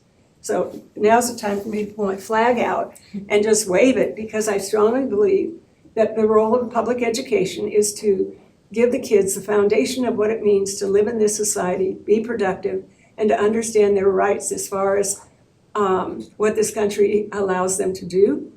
And I am surprised when the superintendent at graduation said, and how many of you are joining the military, and there were maybe 1 or 2 or 3 or none. And if we don't have kids who are going to go into the military and if we don't have kids who are going into the military to stand up for what this country stands for, then we're not going to keep a hold of our country. So I believe that we need to have, and I will vote in favor of this, because I think it's important for kids to see the flag of the United States and understand what that means.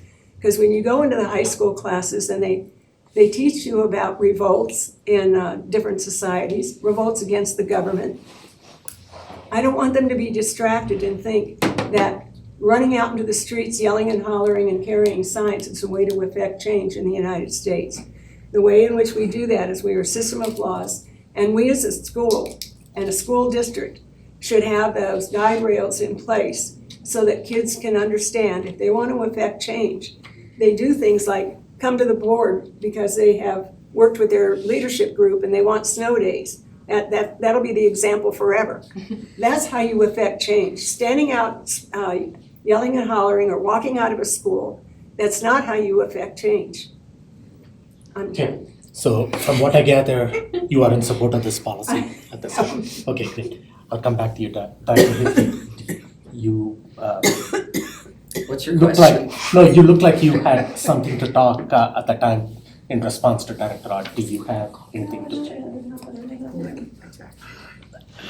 When I first started teaching, these many years ago, one of the teachers that I worked with had a big, giant Confederate flag hanging in their room.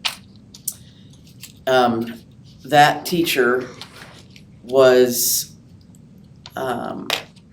pure of heart and had that flag up as a matter of historical reference, not as a matter of anything else. Now, in the early 90s, was it okay to do that? In comparison today, yes, but not today. And so these kinds of flags, where'd she go, Sandra? That particular flag, the Confederate flag, while historically relevant, is historically relevant, not relevant today. But in a history teacher's class, should a history teacher today in 2025 hold up a big Confederate flag? No, not in any shape or form. In order to have a neutral learning environment, with an American flag and an American flag only, or Colorado state flag only, does not mean somebody's homophobic. It means that the classroom is neutral. The classroom is there for reading, writing, math, English, social studies. That's it. And a foundation, and I'll reference this first paragraph again, and a foundation of the constitutional republic, our constitutional republic. And that's it. Does not mean somebody's homophobic. So I'm gonna throw the word respectfully out there again and say I respectfully disagree with you on that, and I am for this policy. Can Okay. can we Yes, additional I'll comment? come back to you in 1 minute. I don't know if Director Carey this topic. I mean, the real underlying question here, I think Director Ott is quite correct to kind of reference pride flags and the like as the elephant in the room here. We're not really, well, I guess Director Rankin said, so I'll just not say that part. I think the real question is, what messages do we want staff to be able to communicate in the context of a public school? And I think the kind of First Amendment question is interesting. I don't know the legal answer to that. You all may remember this wasn't a case of a staff member, this was a case of a student. Several years ago in District 2, there was a court case with the Gadsden flag, Yep. right? Right. And Just a couple of years back. Yeah, just a couple of years back. So that's not the same thing. That's a student, that's not a staff member. So I don't know what the actual legal answer to the First Amendment question is. For instance, I think it's anyone who knows the law better than me can correct me. If I wanted to put a cross in my classroom, I would not be able to do that, for instance. And I'm again, as a teacher myself, I am very used to there being constraints levied upon me as to what I am and am not allowed to talk about with students. When I first started teaching for the Air Force, it stuck in my mind very much. There was a presentation given jointly between a military chaplain and a JAG, a military lawyer, basically saying, here are the rules that you have to follow as an instructor. Here is where your freedom extends to, and quite frankly, here is where it ends when you are teaching for the federal government. There are things that I am not permitted to talk to my students about. There are things that I might want to say to them that I cannot. There are points of views that I am not permitted to express. This is, things that federal employees deal with on a day-to-day basis. This is not a federal system. This is a state system. This is a local system. So I don't know what the actual rules are. But at least speaking as one board member and a parent, matters of sexuality are not something that I would like public employees to talk to my children about without my say-so. So in that sense, I don't have any opposition to this policy. I don't know that this is quite the vehicle to kind of address the underlying concern, but that's kind of where I'm at. Okay, so one of the follow-up questions that came up was, you referenced it and Director Ott referenced it, First Amendment rights. If the board wants a legal review of this policy and a feedback from our legal counsel, I can direct it to legal counsel and just give us a feedback on. My thought is, and you can confirm this, but it specifically says on district property. Yeah. So a teacher's classroom is not their property. They are there to do a job in that space. They don't own that wall or even the laptop that they're working on. So if they wanna wear a pin on themselves, that's fine, that's their freedom of speech. Yep. Good point. Yeah, I mean, it's, this came up a year or so back when there was a vehicle that was parked in district property and a complaint was received by legal and the vehicle had a prominent foul word on it and a politician's name attached with it. Legal had a review that if it is not disrupting classroom instruction, then that is allowed. So on. Because it's their private It's their property, it's their private car. It's their Yeah. car. So I don't know what the legal implications are. if the board is comfortable with it, I will run this by legal counsel and see if there is any precedence in this matter. Legal can provide that feedback if the board is okay with that, to address Director Roth's question about First Amendment rights. Okay, and before I come to you, I'm going to suggest that if the board is okay with it, add that language in there that allows college penance. And I want to get a thumbs up from the board on if that is okay with you guys to add that language. It's academically relevant. Yeah. Yeah. Okay, so you guys buy that language? Okay, great. I've got thumbs up on that. Back to you, Director. Thank you. I appreciate you commenting on running it by the attorney because yes, there's the question of what staff or families can have on their vehicles. I think that's relevant. It is sitting on district property, but it is their personal property. So that is a good thing to double check.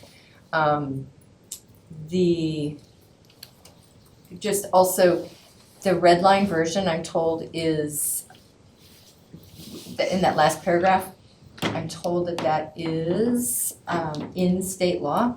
So state or federal. The one that's district employees and students? No, each school, the red line at the very end, Oh, at the before very the end. legal references. Okay. Each school shall provide an opportunity. That's in law. So I imagine certainly we could take it out, but do we want to or need to? I think you just tweaked the language and put it in the paragraph Previous above paragraph. it. All the That better they're- to have it just double checked, make sure we're Okay. legally sound. And I don't understand or think we need the reason behind in that now the last paragraph. It may also include recognition of those individuals who through the years have made outstanding contributions to their country. That I don't think belongs in this policy, just on the policy side of things. It's why is it there? It's not related to the pledge specifically in that particular observance, and it Oh, I thought it was talking about Veterans Day and Memorial Day and maybe it is. and That's what I took it as. V-Day and Well, June. schools have Veterans Day assemblies, Mhm. and so that would be And where June's, recognizing those people that have made outstanding contributions to their country as veterans. or the I mean- field trip to the cemetery to Yeah. put. Yeah. Do we need Flags to at explicitly police. like state that? Maybe not. Is it bad to say? Just they why, can't? I mean, if it's curriculum, it's probably already covered in our curriculum and or in our No, I Veterans Day think it's, observances. it says appropriate patriotic experiences, so I think it's like at a Veterans Day assembly where they say, all veterans, will you please stand to be recognized? Like, that's how I read it. But does it actually, do we need to have that there? Maybe not. I don't think we do, but that's just me. And while Deb or whoever is in her office that can check this as First Amendment and academic freedom, both. Okay. Okay, any other discussion on this at this time? Looks like we had a comprehensive discussion. Dr. X, the feedback is add a fourth bullet point out there to include college penance out there, and then run this by, did you raise your hands? I thought I saw you raise, no. I'm sorry. Okay, I'll come back to you. College penance and then legal review on it. Just the academic freedom thing, I just would like to understand where that comes from. Is that in statute? Is that in policy? I don't know, so. When they come back to us on that, can they explain where they're referencing? Okay, thank you. So we are good with this discussion. This will come back next week and subsequent weeks after that as non-action and action agenda items.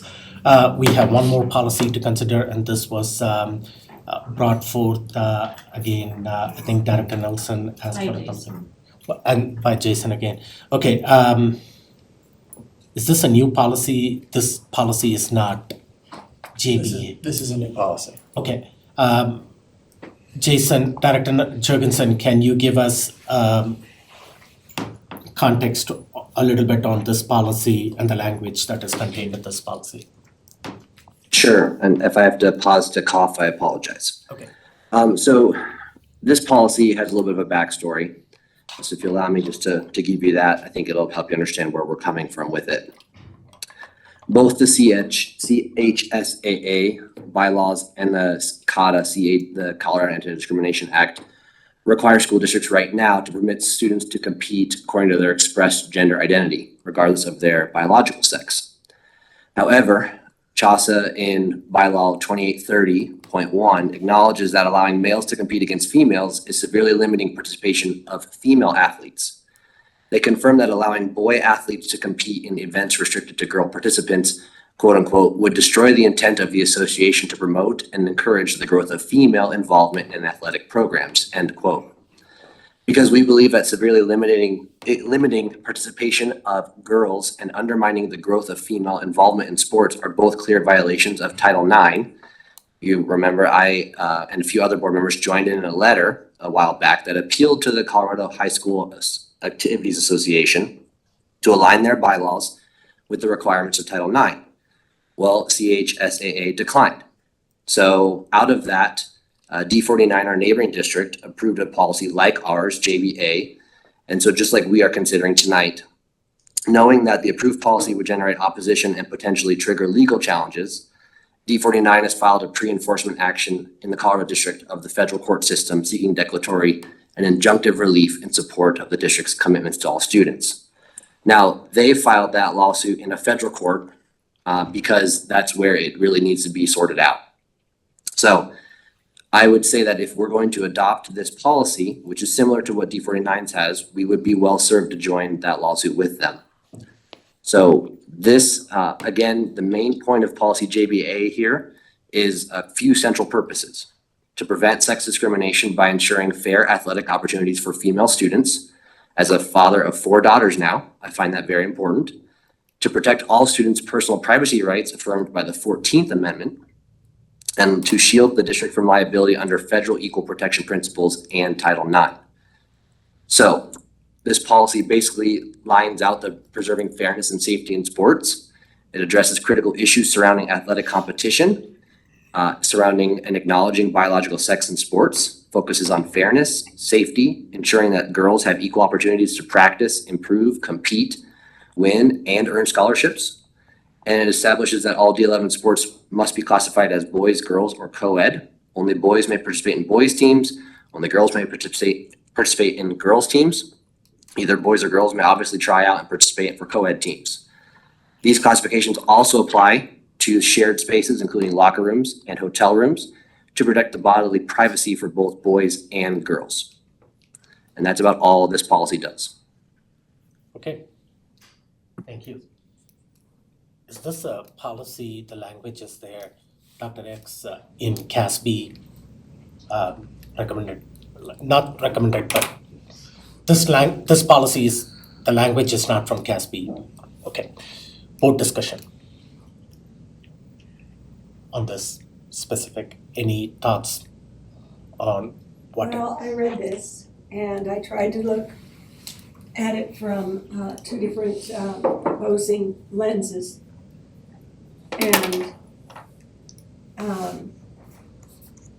And it's difficult because we want to make sure that all of our kids feel comfortable, that all of our kids are respected, that all of our kids are treated equitably.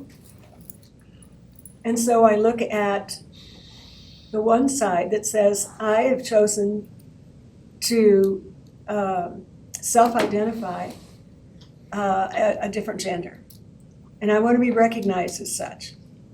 And so when we looked at the name change policy, we said, kids can do that. They need to bring their parents along with that, but they can do that. I look at this, and because it is so private to be in a locker room, to be in a hotel room, to be in a shower, I find that it does not allow children, because they still are, even though they may be 17 turning 18, doesn't allow children to retain their privacy that they've grown up with, and boundaries that ensure their their security. And I'm not talking about whether you identify as a different gender or not. I'm talking about kids in general who are formative, who are growing. And I don't want to make anyone uncomfortable, but obviously somebody's going to be uncomfortable. When you're in schools and you ask, how do you do this? How do you handle this? Because, I mean, this is not new. This has been going on. Kids have been participating and taking showers and whatever. And each school that I've talked to, and I haven't talked to all four and taken notes and dates and stuff, but what I've talked to, and middle schools, is that they deal with issues like this on a case-by-case basis.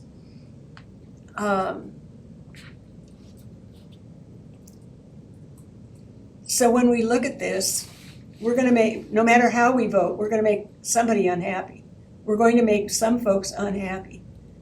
Is it fair and equitable that only boys can be with boys and girls can be with boys?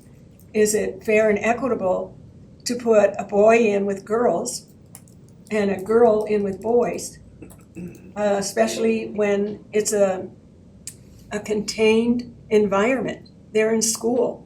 So what other places are contained? And it's hospitals, jails, and schools. You pretty much don't have a choice on where you're going to be in a group. Schools have much more choice than anybody else, obviously. So I appreciate the work that's gone into this, because we have seen that our girls have been at a disadvantage, and I've lived a long time, so there was a time when I couldn't get a credit card in my own name. There was a time when I went to go get car insurance. I left Academy and Austin Bluffs. I told the guy I wanted it in my car insurance in my name. Drove to my house, which was 7 minutes away, and the guy had already called my husband and asked his permission in order for me to get car insurance. So fast forward to where we are today, and I look at this, and girls deserve to have their opportunities. They need to be able to stand up, develop skills and talents, whether it's on the athletic field, whether it's in the courtroom, whether it's in the corporate room, and not be disadvantaged by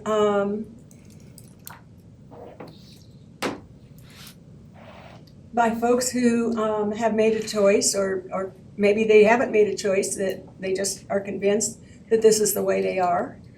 And again, looking at this, somebody's going to be unhappy no matter what we do with it. If we don't do anything with it, people are still going to be unhappy.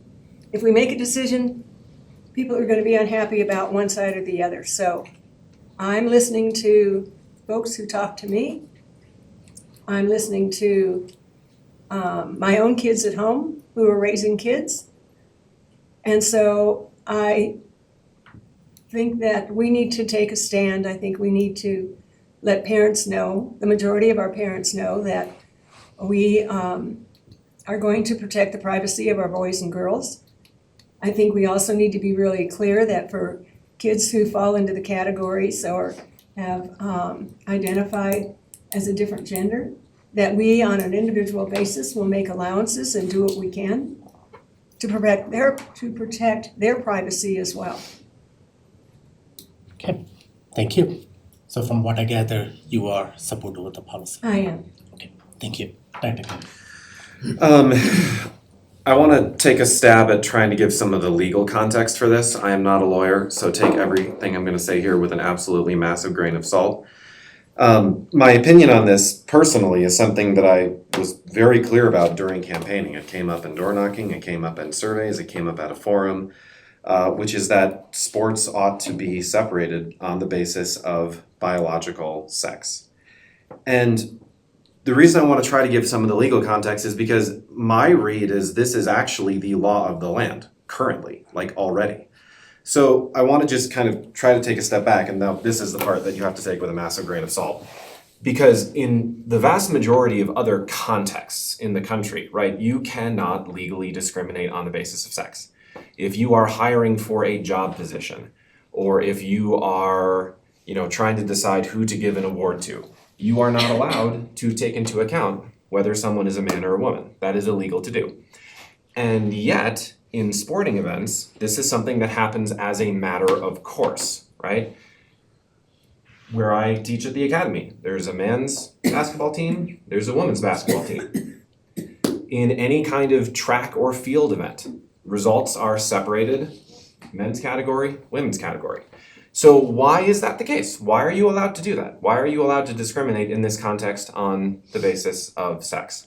Well, when you take a look at Title IX, right, because Title IX is what says in the educational context, you are not allowed to discriminate on the basis of sex in educational, programs and activities. There is in regulation a explicit exception that is made for athletic events, and I'll just read from the regulation here. Notwithstanding the requirements of paragraph A of this section, a recipient may operate or sponsor separate teams for members of each sex, where selection for such teams is based upon competitive skill or the activity involved is a contact sport. So for those of you keeping score, I'm going to try to give you the reference here if you want to look this up on your own. I don't know if I'm doing this right because, again, I am not a lawyer. But where I got this was 34 CFR 106.41 athletics, and then this is section B. So it is explicitly part of Title IX that you are allowed to separate teams based on the basis of sex when selection for such teams is based upon competitive skill or the activity involved is a contact sport. So this is something that you are explicitly allowed to do as a matter of law, and in practice, like I've said, sporting agencies and events, the world over do this just as a matter of course.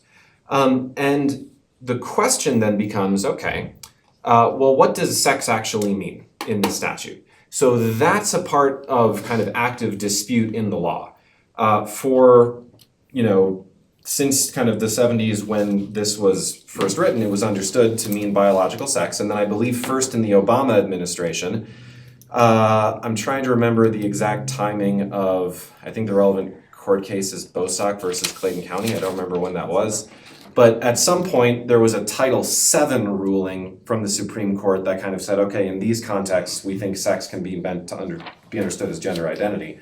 And I don't remember if that was in time for the Obama administration or that was them doing their own thing. But the Obama administration was one of the first people to say, okay, this statute in regulation in Title IX, you can interpret this to mean gender identity. Trump administration walked that back. Biden administration said, again, you got to interpret it this way. Trump administration walked that back again in an executive order a few months ago. So the current law of the land, as best I understand it, is that Title IX is meant to be interpreted on the basis of biological sex. There has not, to my knowledge, been a Supreme Court case that has risen to that level, although there are a number of ones in the works. But again, just to kind of take a step back, because now I'm starting to just ramble, which is what happens when I talk about legal stuff. Discriminating on the basis of sex is something that you are explicitly allowed to do by law. And I think if you just, again, I'm not a lawyer, I'm not on the Supreme Court, obviously, but if you take a step back and you ask yourself, okay, well, why would they have put that in regulation in the 1970s? When we think about matters, let me just look at the statute again so I don't mess up the wording. Selection of competitive skill or contact sports, why would they have thought that that was a useful thing to do, to put a clause that says in this context you may separate on the basis of sex? I think the reason is pretty obvious. Because there are biological differences between men and women. Obviously, this is not in serious dispute by anybody. In fact, if you even take a step back and you think about this, in the context of, transgender activists, what is one of the keystones of gender affirming care? Being on hormones. Because when you are on testosterone or when you are on estrogen, there are huge changes that happen to your biology, right? So to me, if you say, okay, well, why would the law allow you to separate your sports based on sex? Is it because of your perceived identity? I can't think of any reason why a lawmaker would do that. If you think, okay, well, they're separating based on sex because of biological realities, that makes much more sense to me. I've been talking long enough. It was my opinion while I was campaigning. It's still my opinion. I happen to believe this is actually the law of the land already, so I have no objection to this policy. Okay. Sorry for talking so long. Thank you. No. And again, for what you provided, I will also confirm with legal counsel if there is any precedence established in Supreme Court cases or things of that nature, and also the current law of the land. Okay, so the board will get that feedback. Any other? Oh, sorry, one very, very quick thing, just because I think you were mentioning locker rooms and changing rooms. That's another place where Title IX explicitly calls out you are allowed to maintain separate living facilities for different sexes. So that's another place where it's explicitly allowed as a matter of law. Okay. Anybody else? Director Act. Yes, I had to write it all down because there's so much I wanted to comment on. And there's federal law, sure, but there's also Colorado state law. And that's where you're gonna run aground, I believe, of your locker room issue. So first of all, I'm gonna point out that we probably have very few trans student athletes. And so we are making this policy for very few who have probably been counseled through, go into the common shower space. And I know that I personally have shared a locker room with trans individuals, and their desire is to be all by themselves in their own shower stall. They're not ogling anyone, but that aside. So this policy, first of all, my first concern with it was it's reinforcing stereotypes that men and boys are stronger and better, and I get that you all have some physical advantages over some, but the other side effect of that is girls and women are weak and in need of protection, and no thank you. I'm preferring Director Bankus to be able to make some of my own decisions, and that includes anything from healthcare to just all of the things that we've been denied. I don't want necessarily the protection. I want equality. This policy invites criticism of our students, and it's gender policing. If a woman looks too masculine or she's too good at her sport, this just invites the question of whether or not she's a real woman. I've sat in this general part of the boardroom before and commented on that there are women who have been criticized and excluded from sports because they were considered too masculine. And yes, part of that's hormones, but they can be born biologically a woman and they're still criticized. It gets down to being invasive and disturbing that is so judgmental. Speaking of which, it goes against students' privacy. It's none of our business to be determining if a student goes into the bathroom what gender they are. I mean, if somebody wants to check that, I personally think that's very disturbing. And I'm gonna come back to something we haven't talked about a whole lot, but the athletic ability question. It varies in athletes of the same biological sex. It's going to vary in trans athletes. It doesn't come down to the reproductive anatomy for these things as seems to be insinuated here. Competitive trans athletes are rare, and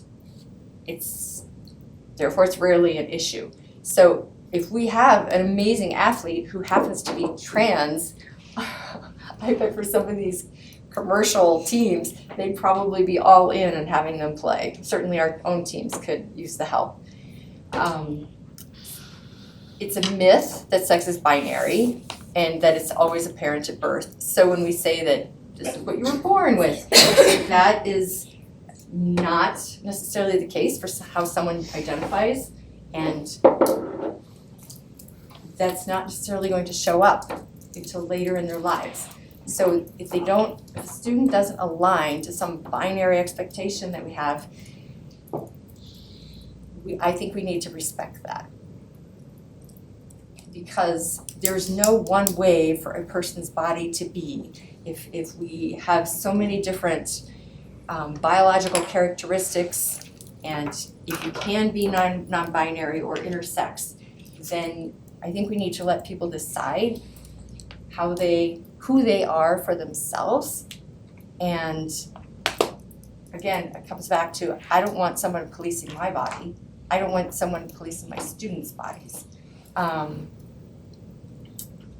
If someone does decide that they are not the biological sex they were born with or appear to have been born with, and they choose to transition because they believe they are different than how they've been identified, they're already transitioning, and denying them the opportunity to participate in the sport for the specific gender for which they identify, then we are potentially denying them sports completely. They are transitioning potentially, and some of them already have, early enough that we are outing children who just want to be playing sports for fun. But here, we're denying them that. I'm gonna ask, do we want to risk a trans girl's safety in a boys' locker room? Are you comfortable with a student who appears to be male and lives as a boy and going into a girl's bathroom? Because that's what this policy is gonna require. And to me, it comes down to encouraging all of our students to play sports, not excluding them. And if we're outing them or forcing them to play with a group that they don't identify with, that's harmful. So this policy, I find, is downright hostile to our transgender and our non-binary students, is perpetuating myths and misconceptions, and is discriminatory. And I'm gonna make one more observation, and that is, yes, our classrooms and our sports, this is an extension of our classrooms to me. We can say that classrooms are about reading, writing, arithmetic, social studies, science, and that's it. But it's not. It's about making welcoming classrooms, at least to me, joyful learning, and yes, getting along with each other. And all of these things should be in our classrooms, not just topics that can be tested. And when it comes to the field and playtime and athletics, we should also be welcoming and inclusive. So thanks for listening to that, because this policy, I think, is the wrong way to go about this. And there will be, yes, back and forth with administrations, but right now, state law, this could be a problem for us with state law as well, and also with CHASA. And I don't think we need to be spending our money on lawsuits that, just regardless whether or not we win them, let somebody else carry that burden. We have better things to do. Thanks. Thank you. Director Jorgensen. Yeah, just a couple feedback points. This policy does not challenge somebody about how they want to identify. This policy is not about being unwelcoming or exclusive. It is about protecting sports for those who have worked their entire educational career to go for something competitively. And while you may mention that there is not a competitive trans athlete right now, I've seen numerous films online of trans girls out high jumping other track athletes at state finals, outpacing 1,600 meter runs and taking state championships, crushing PRs that no other biological female will ever be able to try for again. I've seen them outdrive a golf ball and wreck the rest of the competition in a golf state competition. These are not things that are like, well, they're not competitive, or that's not what we're talking about here. We're protecting the sanctity of these athletes who, at the high school level, have worked a really hard career at doing what they do for scholarships, for accolades, for PRs, for state records. And to think that we're attacking the idea of not being welcoming or wanting to police the locker rooms is what this policy is about, you've missed the point, Director Ott. We're about taking care of girls in locker rooms. It's not about, I find it funny that you defend the one trans person in a locker room, but you don't think about the other dozen or more biological females who are awkwardly uncomfortable and have to just deal with it right now. I find it funny that you protect the vast minority here when there are girls and boys whose innocence are being ruined at school, whose parents or guardians were not ready for them to be ruined or wrecked yet. So if this policy protects at least one girl in a locker room, or protects at least a dozen volleyball kids at a middle school camp where they're safe in their own hotel room, that's why we have this policy. And yes, you're right, it is not gonna be against state law.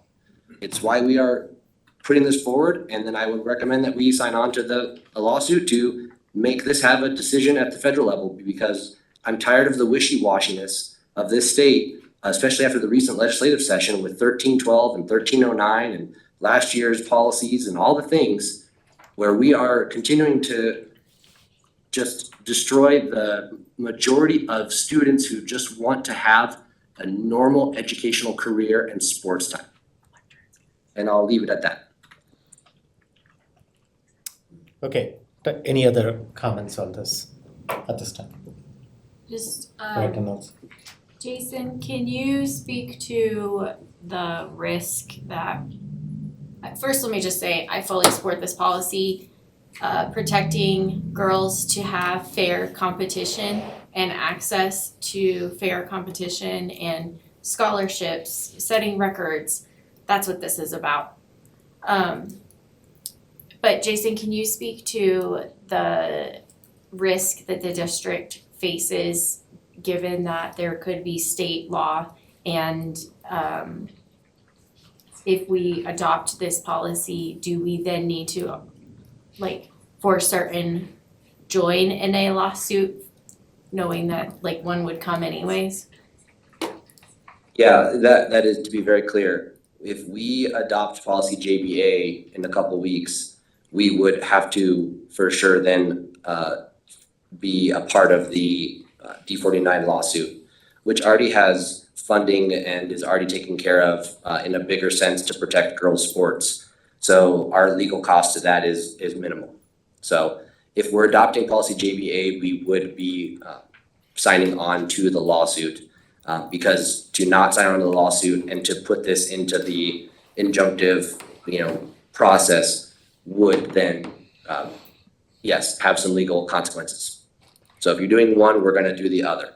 So just to be clear on that. Well, thanks, Jason, for that feedback, Director Jorgensen. It's pretty late in the night, but I would defer to legal counsel on that and get the feedback from legal counsel.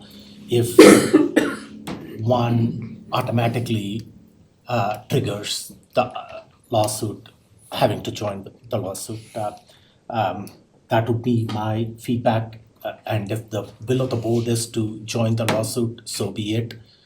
But let's get legal feedback on that. As far as whether it is necessary to join the lawsuit, that this That's fine, but just so we understand, if this is approved and stays at the state level, then yes, we would be exposed to, state court cases and we would have a hard time defending it. Okay. Which is again, why we need to join D49 in the lawsuit. Yeah, let's, leave it to legal at this time to figure that out. There is legal risk on every side of this question. I know. There are people there are transgender students who are suing because they're alleging violation of Title IX, violation of Equal Protection Act. There are people on the other side, like Gaines versus NCAA, who are suing for the other reason, for the other interpretation. There is legal risk either way. And which is kind of what Director Bank has alluded to. You are going to make one side or the other upset or mad about this, whichever way you end up going on this issue. I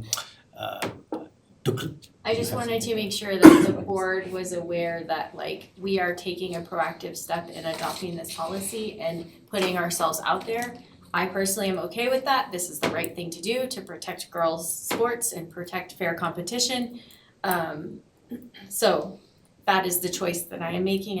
I wanted to make sure the rest of the board understood that we are, if we didn't do anything, then like, we're not putting ourselves at legal risk by just hoping that, it's handled appropriately or how we would want it to be directed in the district. But I think giving specific guidance is the better way to go.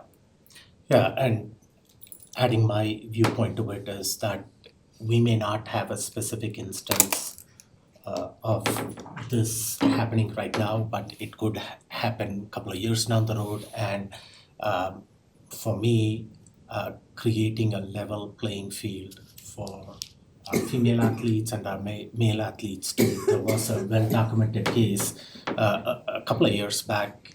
I think that was at the college level of a swimmer going through that, and that affecting some of the female athletes who were not able to compete at the same level. That's So- Riley Gaines, who has an ongoing lawsuit against NCAA. Okay, great. Okay, if there is no specific talk about changing any of the language in this policy, if the board is comfortable with the language in this policy, this is what is going to be referred to legal, just to get a feedback on some of the risks that are involved with it, if there is any.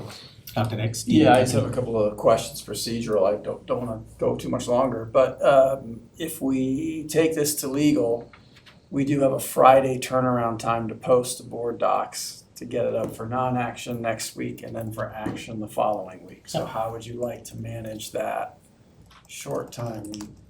We try to, you want? Yeah, we can post this policy as non-action on Friday and provide legal a few days' time if that is necessary over the weekend, to provide that as, even if it is going to be just a short summary as to what their take on this is, and send it to the board. That's what we can do. If that summary comes to the board by Tuesday or even Wednesday morning, that should suffice. Okay. Since it's still coming as non-action to the board next week and action the following week. And also provide the board an opportunity to listen to community feedback as well. We want this to be an open, transparent process as we go through this. Okay? Any other discussion on this topic? Okay, sounds good. Okay. No, yes, I do. Yeah, oh, you do. I didn't know. I didn't see your hand raised up at all. No, I'm Okay, I'm sorry.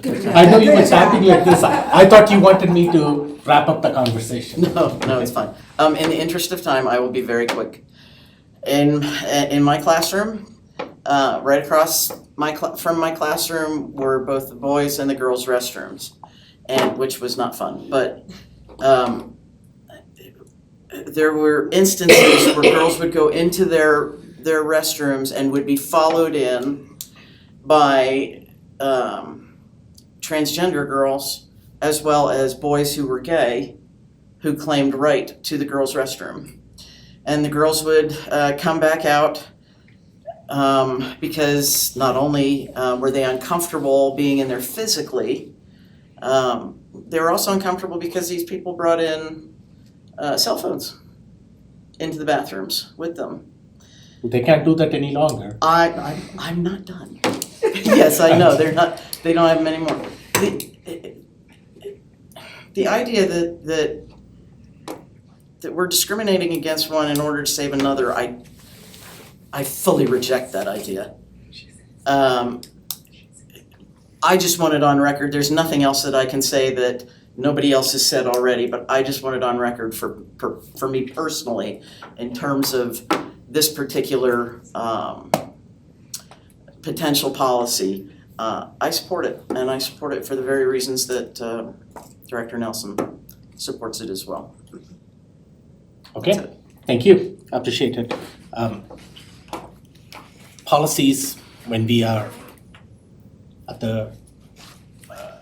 at this level, when we are talking about policies, I just wanted to give the board the opportunity to provide their feedback. So that's why I didn't adhere to the time limits at this time. So, thank you. Both these policies will come with legal feedback in the next couple of meetings. With that, if there is no other items of interest that the board wants to address, this meeting is officially adjourned at 9:56. 9:56 p.m.